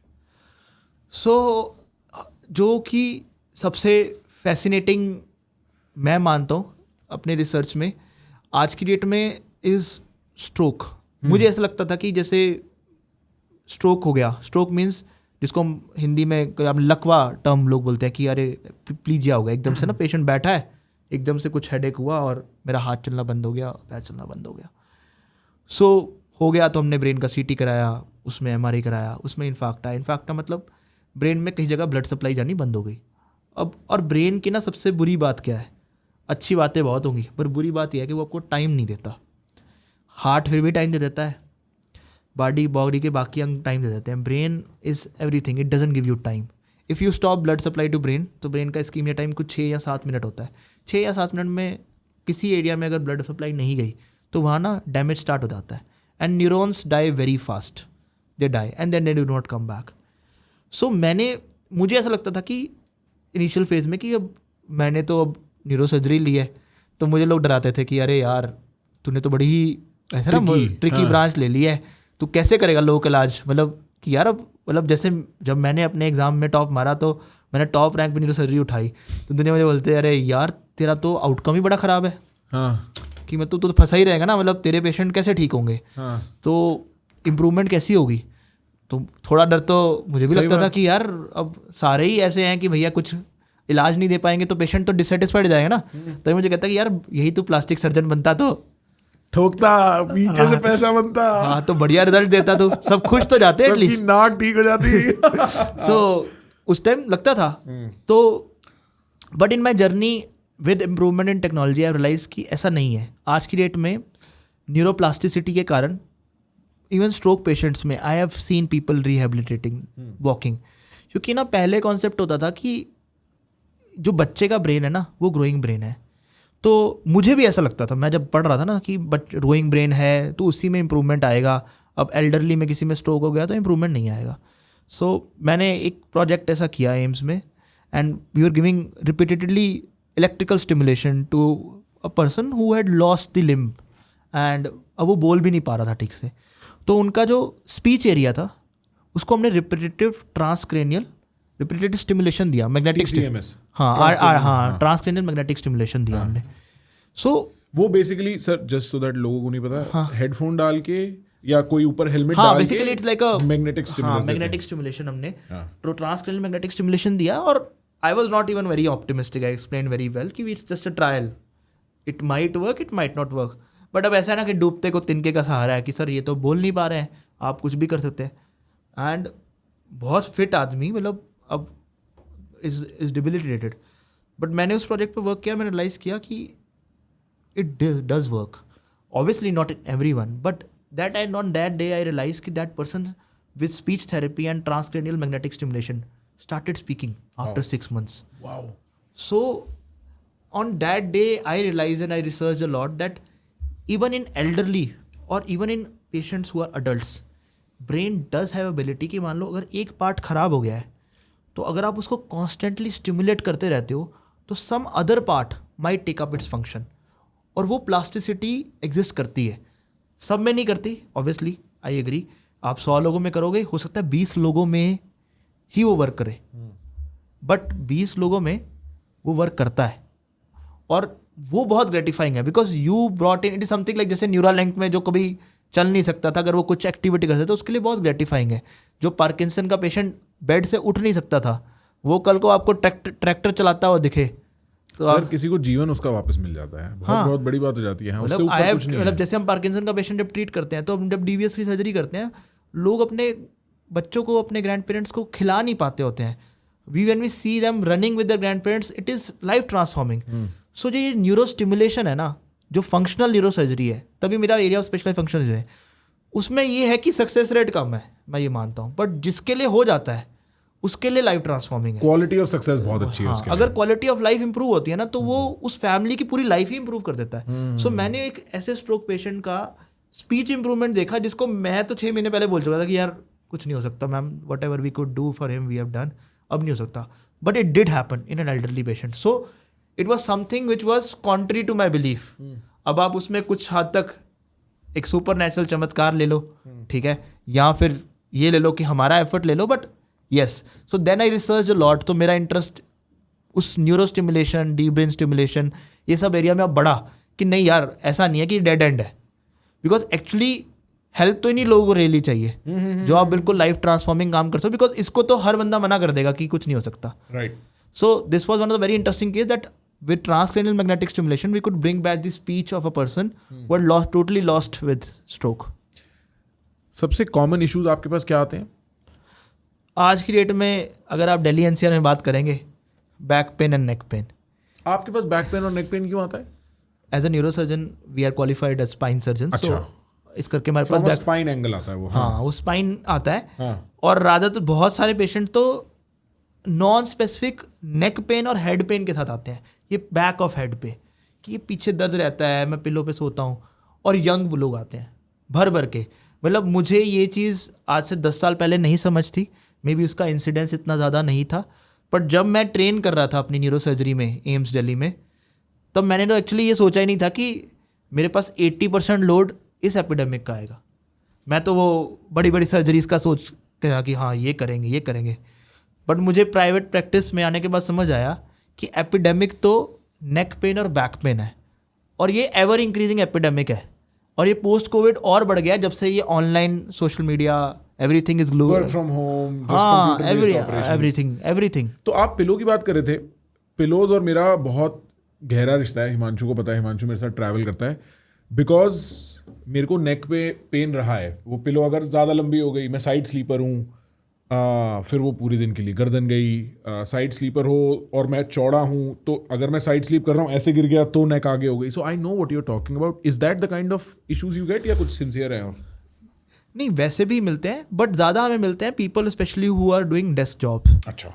Corporate world, lot of screen time, lot of desktop usages and they tend to always to forward. मतलब ऐसे मतलब ऐसा है ना कि मैं तो खुद कई बार मेट्रो में जाता हूँ तो मुझे ऐसा लगता है कि पूरी दुनिया फ़ोन में ऐसे है. एक हाथ ऐसे है और एक हाथ ऐसे है. दिल्ली मेट्रो का ऑफिशियल लोगो है ये सर. हाँ ऐसे ही है. ऐसा ही बात है. और सांस लेने की जगह है नहीं भाई मेट्रो में, बट फिर भी सब फ़ोन में है. ठीक है ना. तो और बाकी घर पे सबको ऐसा है कि सबने एक काउच रखा हुआ है, लोग उसमें घुस के ऐसे पढ़ते हैं या अपने फ़ोन पे लगे रहते हैं. इवन सोने भी जाएंगे तो 1 घंटा पहले इंस्टाग्राम स्क्रॉल करेंगे बेड में आधा अधूरा लेट के. सो वो सारी जो हैबिट्स है ना, तो वो हम सब लोग बहुत टेकन फॉर ग्रांटेड लेते हैं. बट मैंने उसका एक्चुअली प्रैक्टिकल इम्प्लीकेशन अब देखना शुरू किया है एज ए स्पाइन सर्जन. उसमें प्रैक्टिकल इम्प्लीकेशन सबसे बड़ा ये है कि जो स्टूडेंट्स आते हैं हमारे पास या यंग कॉर्पोरेट फेलोज आते हैं या इवन मेडिकोज आते हैं जो कि 25 साल से 30-40 ईयर्स की एज में, 25 to 30 ईयर्स, 25 to 45 जो यंग अडल्ट हैं, उसमें सबको नेक पेन और बैक पेन स्टार्ट हो गया. उनका अगर हम और उनका नेक पेन बैक पेन ना बड़ा ऐसा है, नैगिंग सा है. वो दवाई से भी ठीक नहीं होता, वो फिजियोथेरेपी से भी ठीक नहीं होता. वो ऐसा है कि 2 महीने ठीक रहेगा, 2 महीने बाद दोबारा आ जाएगा, फिर 4 महीने ठीक रहेगा, फिर 5 महीने बाद दोबारा आ जाएगा. ऐसा waxing meaning. And it is pure lifestyle issue. And the way they sit, the ergonomics of how they sit, how they talk, how they are glue to the phone. तो सब लोग अपने डेस्कटॉप पे भी action में बैठते हैं तो ऐसे बैठते हैं. हाँ, पेक्टोरल टाइट. हाँ वो ऐसे, मतलब हाँ. Everyone is typing like this. Right. ठीक है. उसके बीच में वो फ़ोन देखेगा तो ऐसे देखेगा. No one likes to sit straight.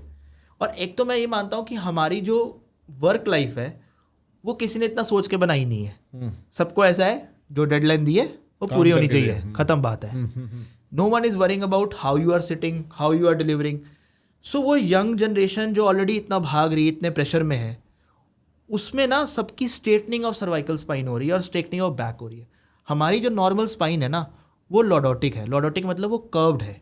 सी. हाँ, काइंड ऑफ सी, हाँ. पार्शली सी, ठीक. A little sled C. हाँ. So it is not straight. ठीक. It is kept like this and it is evolutionary like this. कि जब हम खड़े हुए, जब इंसान एक बंदर से खड़ा हुआ एवोल्यूशनरी, प्राइमेट से अर्ली मैन बना और अर्ली मैन से आज ये बना, तो उसका स्टैंडिंग पोस्चर आया. स्टैंडिंग पोस्चर के जो अडेप्टेशंस थे ना, हम वापस स्लाउच कर रहे हैं. तो उसमें क्या हो रहा है कि हमारी नेक कॉन्स्टेंटली आगे रहती है, ऐसे फ्लेक्शन में रहती है, या बैक ऐसे रहती है. तो उससे ना उसका जो डायामीटर होता है वो नैरो हो जाता है. उसके जॉइंट्स जो होते हैं वो वीक हो जाते हैं बिकॉज वो कॉन्स्टेंटली अंडर प्रेशर है. तो डीजनरेटिव चेंज ना हमारी नेक और बैक में इतना कॉमन हो गया है कि मैं 80% जो MRI देखता हूँ, पेन, बैक पेन और नेक पेन, सब में डीजनरेटिव स्पाइन बननी शुरू हो गई है यंग एज पे. जो कि 50 या 60 साल की उम्र में अगर होती तो मैं समझता, बट एक 25 साल के बच्चे में, एक 35 ईयर ओल्ड यंग बंदे में जो कि वैसे बिल्कुल फिट है, रोज जिम जा रहा है, बट यही सबसे बड़ा प्रॉब्लम है, लोग जिम रोज चले जाएंगे, उन्होंने उसको अपनी लाइफस्टाइल का पार्ट बना लिया है, but sitting straight, using the devices appropriately, taking care of their basic back and neck, basic stretching, वो नहीं वो करते। और उनको ये समझना चाहिए कि वो जिम जो है वो तो आधा घंटा जाएंगे, 1 घंटा जाएंगे, डेस्कटॉप के सामने तो 8 घंटे काम कर रहे हैं, 10 घंटे काम कर रहे हैं, तो वो ज़्यादा डिबिलिटेटिंग है। और वो ना बिल्कुल ऐसे साइलेंट एपिडेमिक की तरह है, उनको पता भी नहीं चलता कि वो एक्चुअली डैमेज कर रहे हैं अपनी स्पाइन को। और वो उनको पता चलता है जब उनकी बैक पेन स्टार्ट होती है और एमआरआई करते, सर हमें तो कोई प्रॉब्लम नहीं थी, हमें तो कभी ऐसा कोई एक्सीडेंट नहीं हुआ, तो ये कैसे हो गया। सो वो बड़ा स्लो एपिडेमिक है, जैसे वो शुगर बढ़ती रहती है, आप कंज्यूम करते रहते हो स्वीट, और इवेंचुअली वो आपको बाद में जाके सरफेस करता है। तो मेरी प्रैक्टिस में सबसे बड़ा which I feel needs a lot and lot of awareness and youngsters को, बिकॉज हमारे पेरेंट्स की जनरेशन को तो प्रॉब्लम नहीं आती, बिकॉज वो तो उस टाइम पे बिल्कुल ऐसे काम कर नहीं रहे थे। हमारी ऐसा नहीं है कि कोई जानकर कर रहा है, नेसेसिटी है आज की एज में। सो हमें वर्क प्लेस और हमारी सिटिंग और स्टैंडिंग पोस्चर का जो अर्गोनॉमिक्स है वो सीखना चाहिए। और इस पे बहुत सारे, आप कहीं भी इंटरनेट पर टाइप करेंगे आपको अप्रोप्रिएट पोस्चर के हज़ारों फोटोज़ मिल जाएंगे। पर प्रॉब्लम क्या है ना कि वो ऐसा है डेली रूटीन की तरह, वो आपको हर सेकंड फॉलो करना है, तो आप हर सेकंड फॉलो नहीं करते हो। हेडेक्स क्यों होते हैं sir? It has been such a question in my head. मेरे को लगता है होते हैं पर पता नहीं क्यों होते हैं, और कितने टाइप के होते हैं? सर बहुत टाइप के होते हैं। अच्छा। और हेडेक एक बहुत यूनिवर्सल प्रॉब्लम है, इट इज़ यूनिवर्सल। हाँ।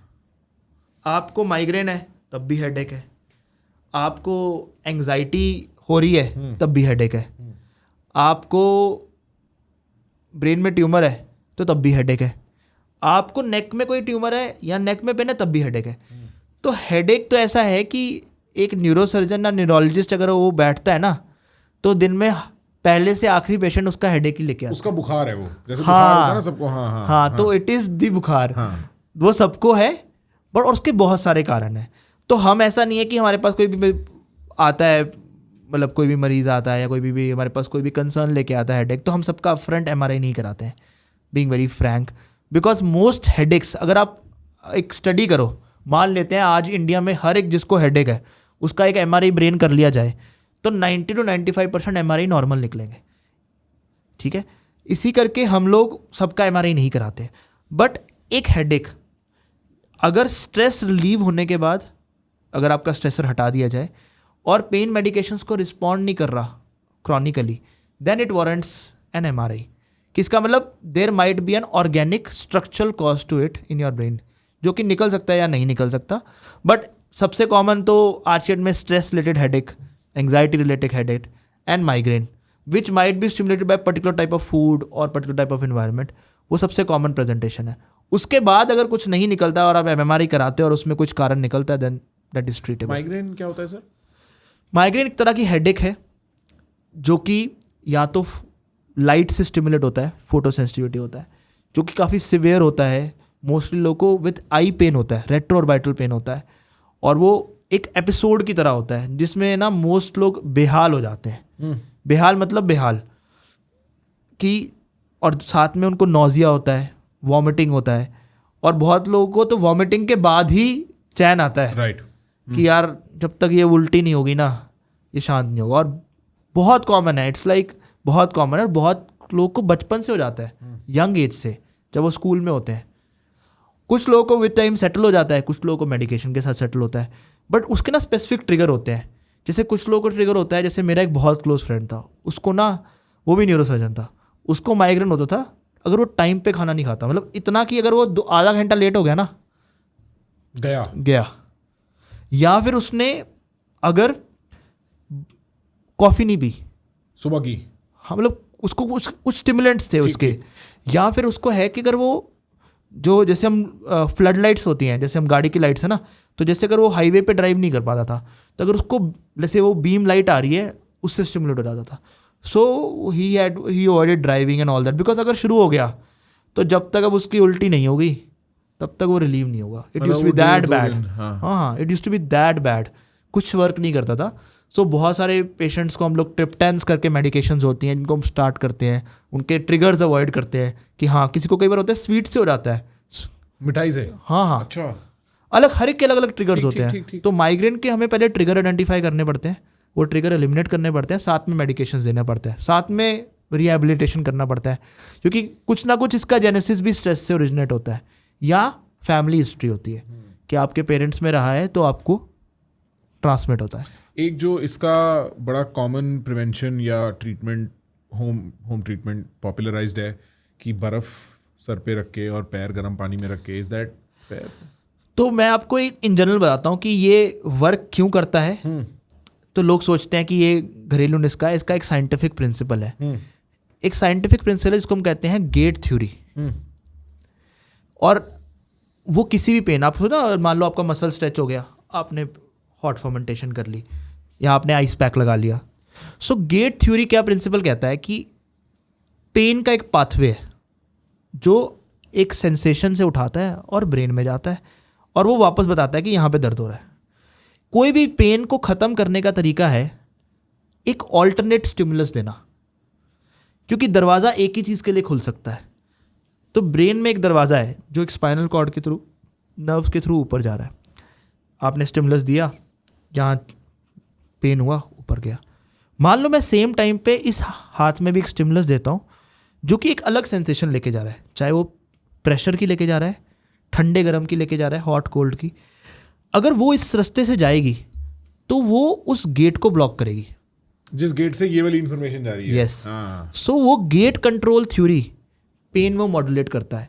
तो actually pain is a huge science, और इसीलिए हम लोगों के लिए ना पेशेंट्स के लिए, जैसे आप पेन की बात करें ना, कुछ पेशेंट्स होते हैं जैसे जिनको स्पाइन की इंजरी हो जाती है, मान लो एक्सरोड एफेक्शन हो गया, उसको इतना पेन रह रहा है कि मतलब पैरों में करंट जैसे दौड़ता है। उनमें हम ना स्पाइनल कॉर्ड स्टिमुलेटर डालते हैं, हम उनकी स्पाइन में ना एक स्टिमुलेटर डालते हैं, उसमें लीड होता है, वो ना अलग अलग टाइम पे स्टिमुलेट करता रहता है। तो वो गेट कंट्रोल पे ही है कि जैसे उसका पेन बढ़ गया, आपने उसको स्टिमुलेट दे दिया, तो वो जैसे it will give you like a tapping sensation, it will give you a stimulate your spinal cord. So वो क्या करेगा, जो इधर से सर्किट आ रहा है वो उसको ब्रेक करेगा। समझ गया। So it will give you a sensation. तो हॉट कोल्ड हो या कोई हॉट कोल्ड घरेलू नुस्खा हो गया, स्पाइनल कॉर्ड स्टिमुलेटर या नर्व स्टिमुलेटर, जैसे कुछ लोगों को कार्पल टनल होता है यहाँ पे, या टेनिस एल्बो हो जाता है, तो हम उन लोगों के लिए भी, जैसे इस नर्व में प्लेन है तो वहाँ पे हम लोग कुछ नहीं करते, वहाँ पे उन लोगों को टेंस थेरेपी देते हैं। तो वो कुछ नहीं है, वो इलेक्ट्रिकल स्टिमुलेशन देते हैं ना हम लोग। तो कोई भी स्टिमुलेशन हो गया, चाहे हॉट कोल्ड हुआ, इलेक्ट्रिकल स्टिमुलेशन होगा, तो अगर वो नर्व को स्टिमुलेट करेगा तो वो गेट कंट्रोल थ्योरी के बेसिस पे उसका रास्ता बंद करेगा कि यहाँ तो ये स्टिमुलस जाए या वो स्टिमुलस जाए। तो टेम्परली वो पेन का एहसास पेशेंट के लिए कम हो जाता है। तो ये जो घरेलू नुस्खा काम करता है, ये भी एक साइंटिफिक प्रिंसिपल पे काम करता है। तो लोगों ने इन्वेंट कर रखा है तो वो वर्क करता है, तो हम किसी को डिस्करेज नहीं करते। अगर आप यूज़ करते हो, आपको हेल्प करता है, you go forward. As far as peak performance of brain and mind is concern, आपने कभी फ्लो स्टेट्स को लेके कोई रिसर्च पढ़ा है?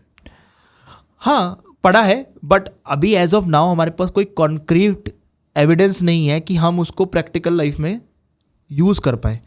तो बहुत सारे लोग एडवोकेट करते हैं, बट मेनली रिसर्च बेसिस पे ही है।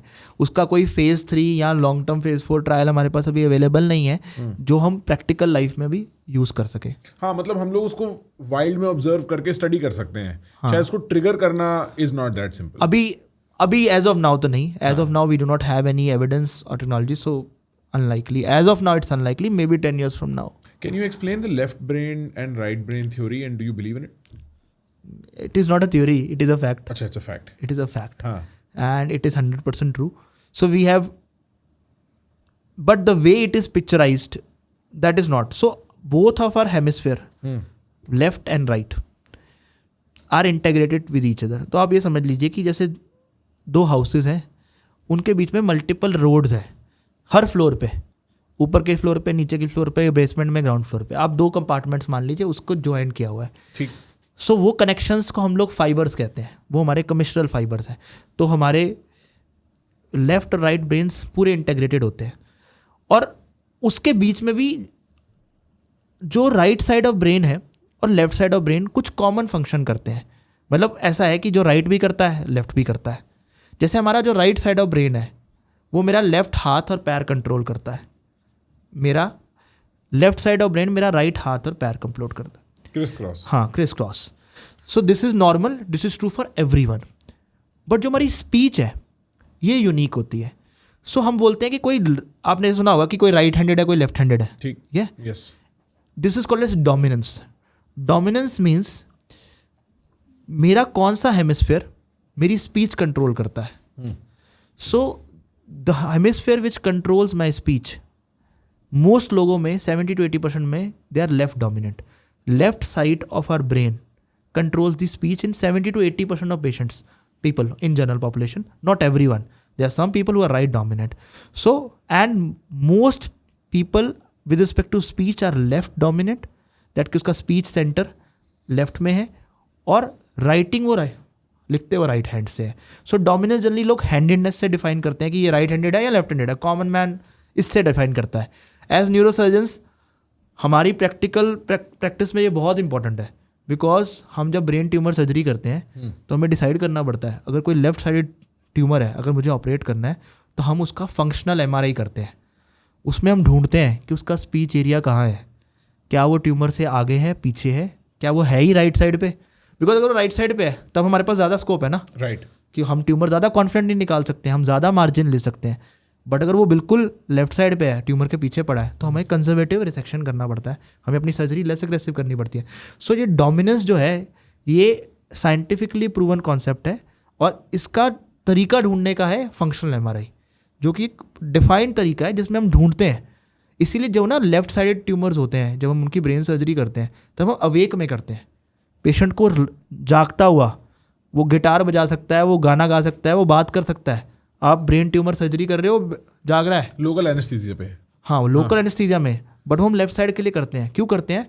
बिकॉज देर इज, अगर हम उसको सुला देंगे तो हम उसकी स्पीच नहीं टेस्ट कर सकते. तो हम ट्यूमर निकाल रहे होते हैं, साथ में उससे बात कर रहे होते हैं.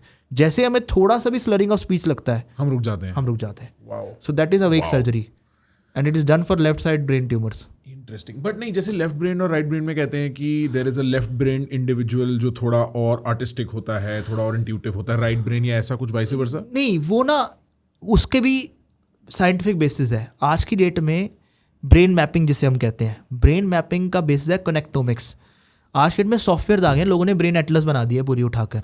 सो आप एक इंडिविजुअल का पूरा ब्रेन मैप कर सकते हो. तो वो ऐसा कॉन्सेप्ट नहीं है कि लेफ्ट वाला आर्टिस्टिक ज़्यादा होगा, राइट वाला होगा. डिपेंड करता है उसका वो वाला एरिया कितना प्रेडोमिनेंट है और वो किस साइड पे है. Got it. तो हम तो इंडिविजुअल ज्योग्राफी है. हाँ, इंडिविजुअल ज्योग्राफी है और हम उसको मैप कर सकते हैं like an Atlas. Interesting. And आपको, जैसे मान लो मैं अब आपसे बात कर रहा हूँ, अगर मेरा कोई इस टाइम पे फंक्शनल MRI करे तो मेरे ब्रेन में कौन सा एरिया लिट हो रहा है वो आप देख सकते हो MRI में बैठ के. Interesting. What is being brain dead? Now, brain dead has a very strict criteria. So, being brain dead is a strict criteria. It's a criteria defined by Academy of Neurology. And उसके कुछ cut offs है. अगर अब मैं scientific तरीके से बोलूँगा तो उसके कुछ स्पेसिफिक क्राइटेरियाज हैं. ब्रेन डेड, अगर मैं लेमैन की बात करूँ, अगर आम लोगों को समझाने की, ब्रेन डेड का मतलब है कि आपका ब्रेन से फंक्शनैलिटी चला गया बट आपका हार्ट बीट चल रहा है. ठीक है. आप, यू आर नॉट डेड पर से, ओके, पर आपको ब्रेन डेथ डिफाइन करने के लिए आपको प्रूव करना पड़ता है कि इसके जो सारे रिफ्लेक्सेस हैं, हमारे रिफ्लेक्स, जैसे हमारी आईज़ है, प्यूपिल है, आपका प्यूपिल रिफ्लेक्स, आपका कफ रिफ्लेक्स, तो ना कुछ रिफ्लेक्सेस होते हैं जो डिफाइन करते हैं कि क्या ये पेशेंट ब्रेन डेड है कि नहीं. उसमें जैसे हमारा प्यूपिल का रिफ्लेक्स है, अगर यू पॉइंट एन आई, मतलब हम लाइट डालेंगे तो हमारा प्यूपिल कंस्ट्रक्ट करता है, डार्क करेंगे ओपन करता है. So this one of the reflex. ऐसे ही there are some test like apnoea test. Apnoea test हम देखते हैं कि पेशेंट की ब्रेथ में कार्बन डाइऑक्साइड कितना है. तो देन कफ रिफ्लेक्स, अगर मैं अपने ट्रेकिया को स्टिमुलेट करूं तो नॉर्मली है कि कुछ भी खराश होगी तो I will cough, right. But someone who is brain dead वो नहीं करेगा. सो हमारे साइंटिफिक क्राइटेरियाज होते हैं. बिकॉज आज की डेट में ब्रेन डेड क्यों इंपॉर्टेंट है? बिकॉज ऑफ ऑर्गन डोनेशन, बहुत. सो आपको ब्रेन डेड सर्टिफाई करना पड़ता है. जैसे हम एम्स में ब्रेन डेथ एक प्रॉपर प्रोटोकॉल है जिसमें 2 ऑफिशियल सर्जन्स या न्यूरोलॉजिस्ट को सर्टिफाई करना पड़ेगा कि ये ब्रेन डेड है, और उसको सर्टिफाई करना पड़ेगा कि क्या ये एलिजिबिलिटी क्राइटेरिया है इसका for organ donation. Because this is the difference. Death है तो उसमें तो आपका सर्कुलेटरी अरेस्ट हो गया कि आपका हार्ट करना बंद कर गया है, आपका कोई ऑर्गन फंक्शनिंग नहीं है, कहीं ब्लड सप्लाई नहीं जा रहा. ब्रेन डेड उससे पहले आता है. आपका ब्रेन से सर्कुलेटरी उड़ गया है, अब आपका हार्ट ऑटोनोमस है, आप जिंदा हो बट आप कॉन्शियस नहीं हो, आप अवेयर नहीं हो. आपका कोई भी बॉडी पार्ट किसी भी आर्टिफिशियल स्टिमुलस, चाहे वो लाइट हो, टेम्परेचर हो, कोई भी सेंसरी स्टिमुलस हो, मोटर स्टिमुलस हो, उसको रिस्पॉन्ड नहीं कर रहा. उसके बीच पे आता है ब्रेन डेड.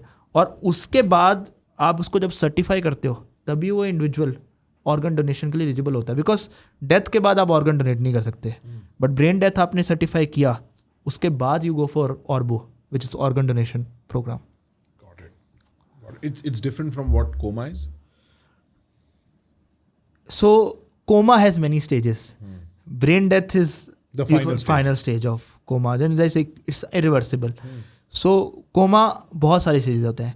Comatose का ना एक स्केल बना है जिसको हम ग्लासगो कोमा स्केल कहते हैं, जिसको GCS है. तो कोमा में ऐसा है कि कोई का रोड ट्रैफिक एक्सीडेंट हो गया, वो थोड़ा बहुत बेहोश है. बेहोश है कि सोता रहता है, आपने उसको बुलाया तो शायद थोड़ा हाथ हिला ले बट आपको जवाब ना दे.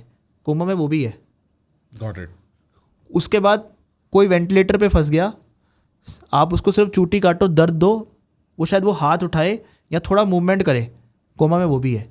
और आप किसी को बिल्कुल पेन दो, कोई भी स्टिमुलस दो, लाइट दो, बिल्कुल ना मूव करे, वो भी कोमा में. सो कोमा के वेरियस स्टेजेस हैं.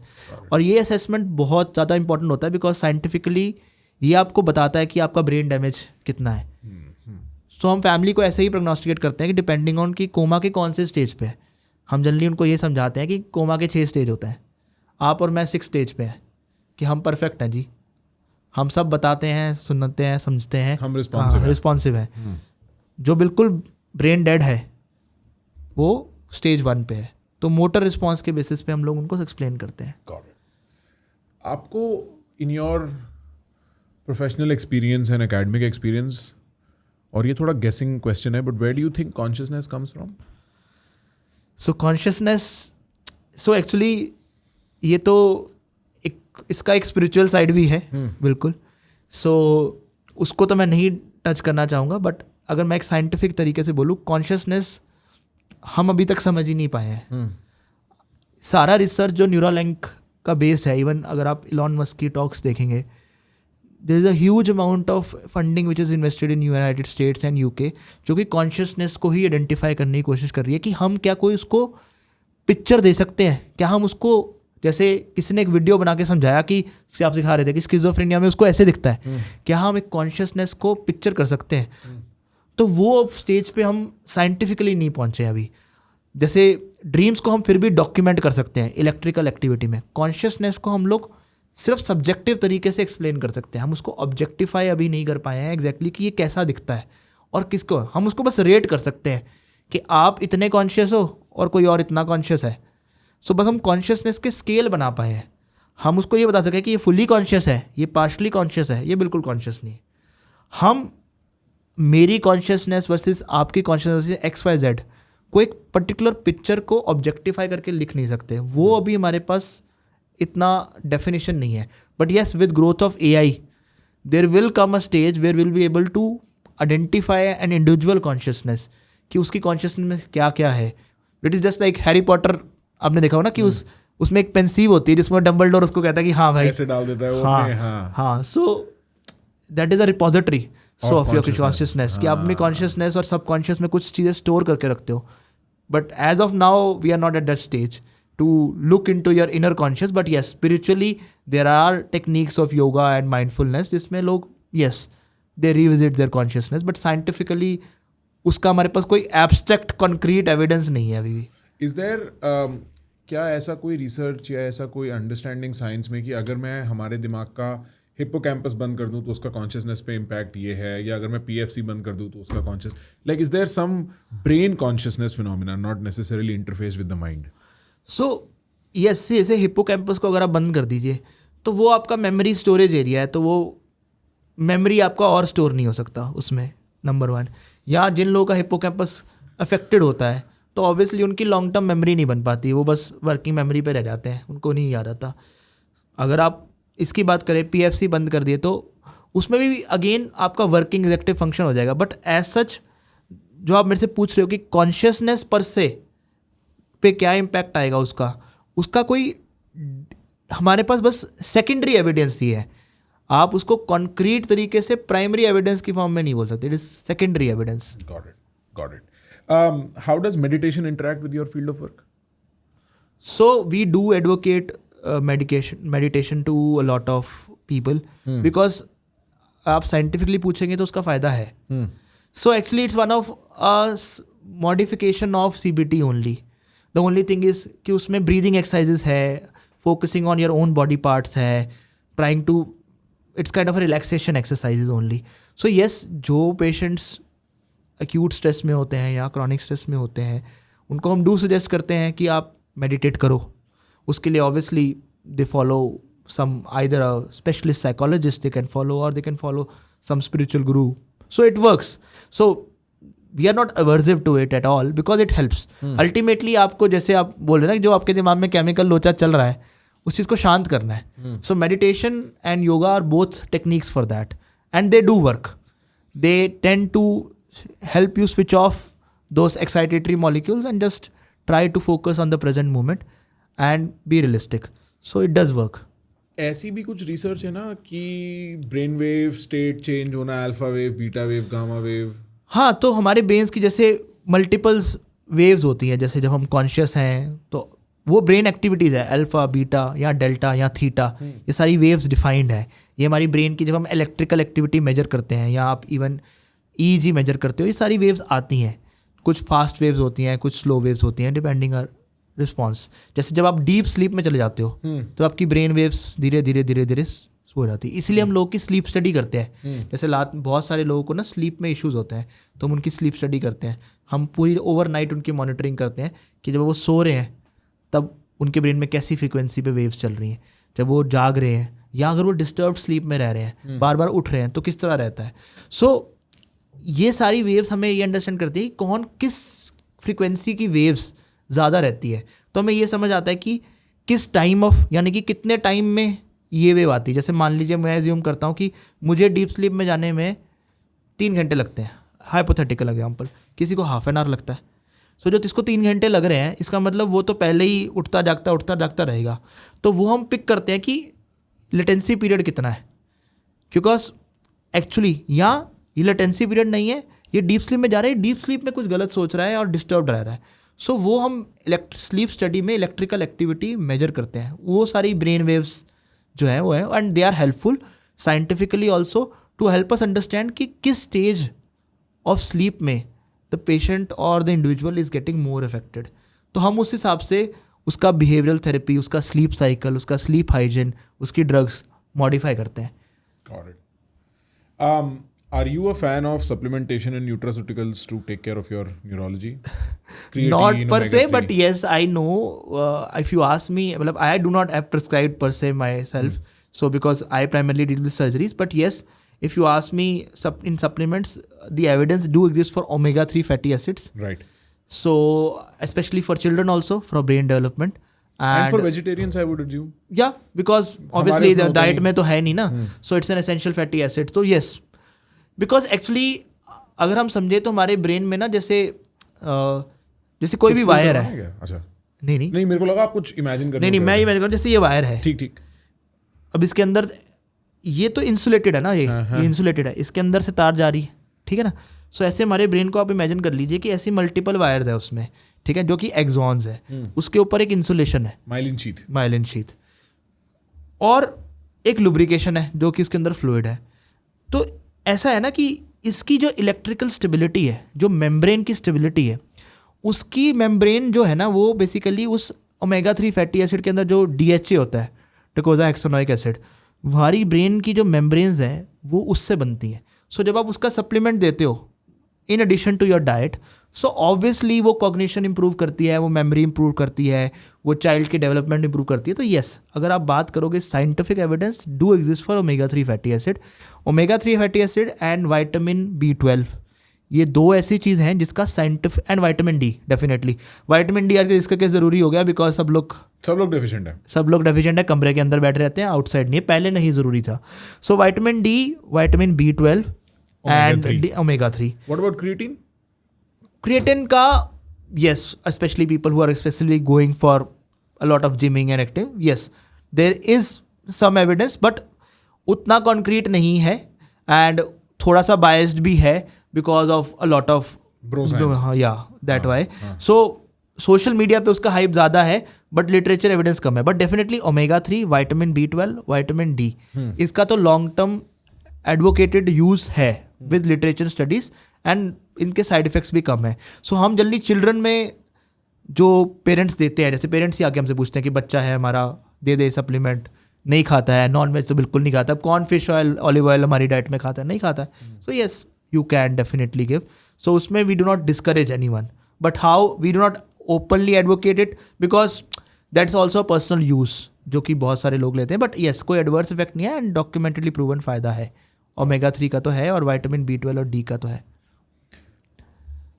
आपके हिसाब से 20 years down the line, how will your profession or the broader idea of neurology, neuroscience, how will that look 20 years from now?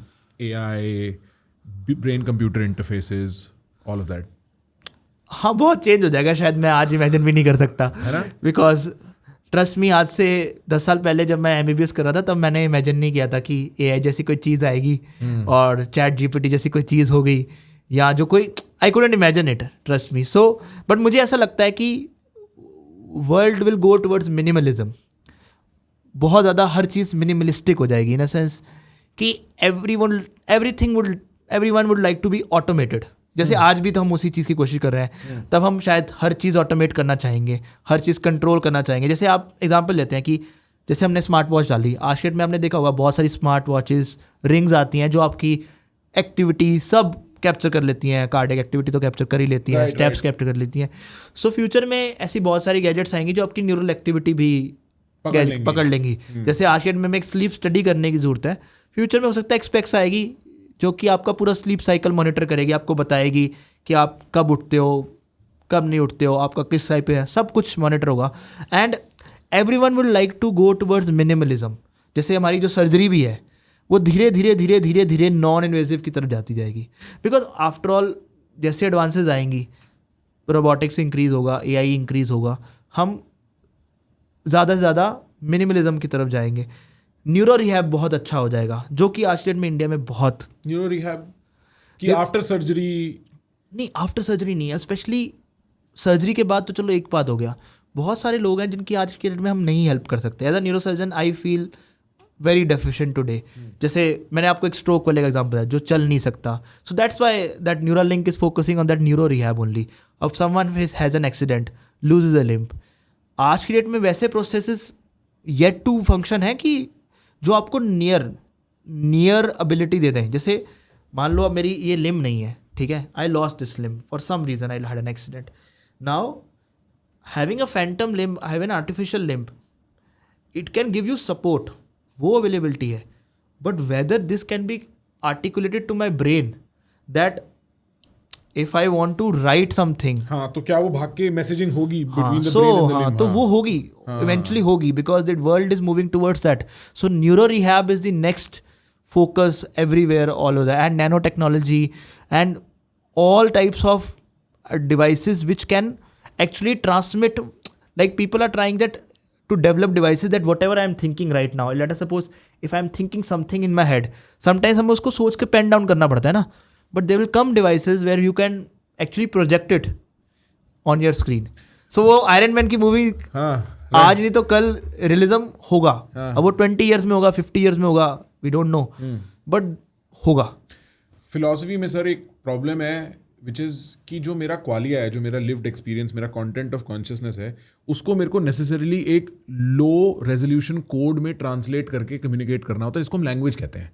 मैंने उसको पहले इंग्लिश या हिंदी में डाला, फिर मैंने आपको कहा, फिर मैंने उम्मीद करी कि आप वही हिंदी और इंग्लिश उसी लेवल पे समझ रहे हो जो मैं कहना चाह रहा हूँ. फिर आपने प्रोसेस किया और आपके दिमाग में एक पिक्चर ऑन हुई.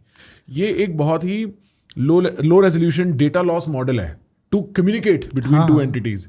और अगर वो चेंज हो जाता है, that will be the most fundamental shift in all of evolutionary cycles जो अभी तक हुआ है. वो तो एक बहुत ही नेक्स्ट लेवल पैराडाइम शिफ्ट है.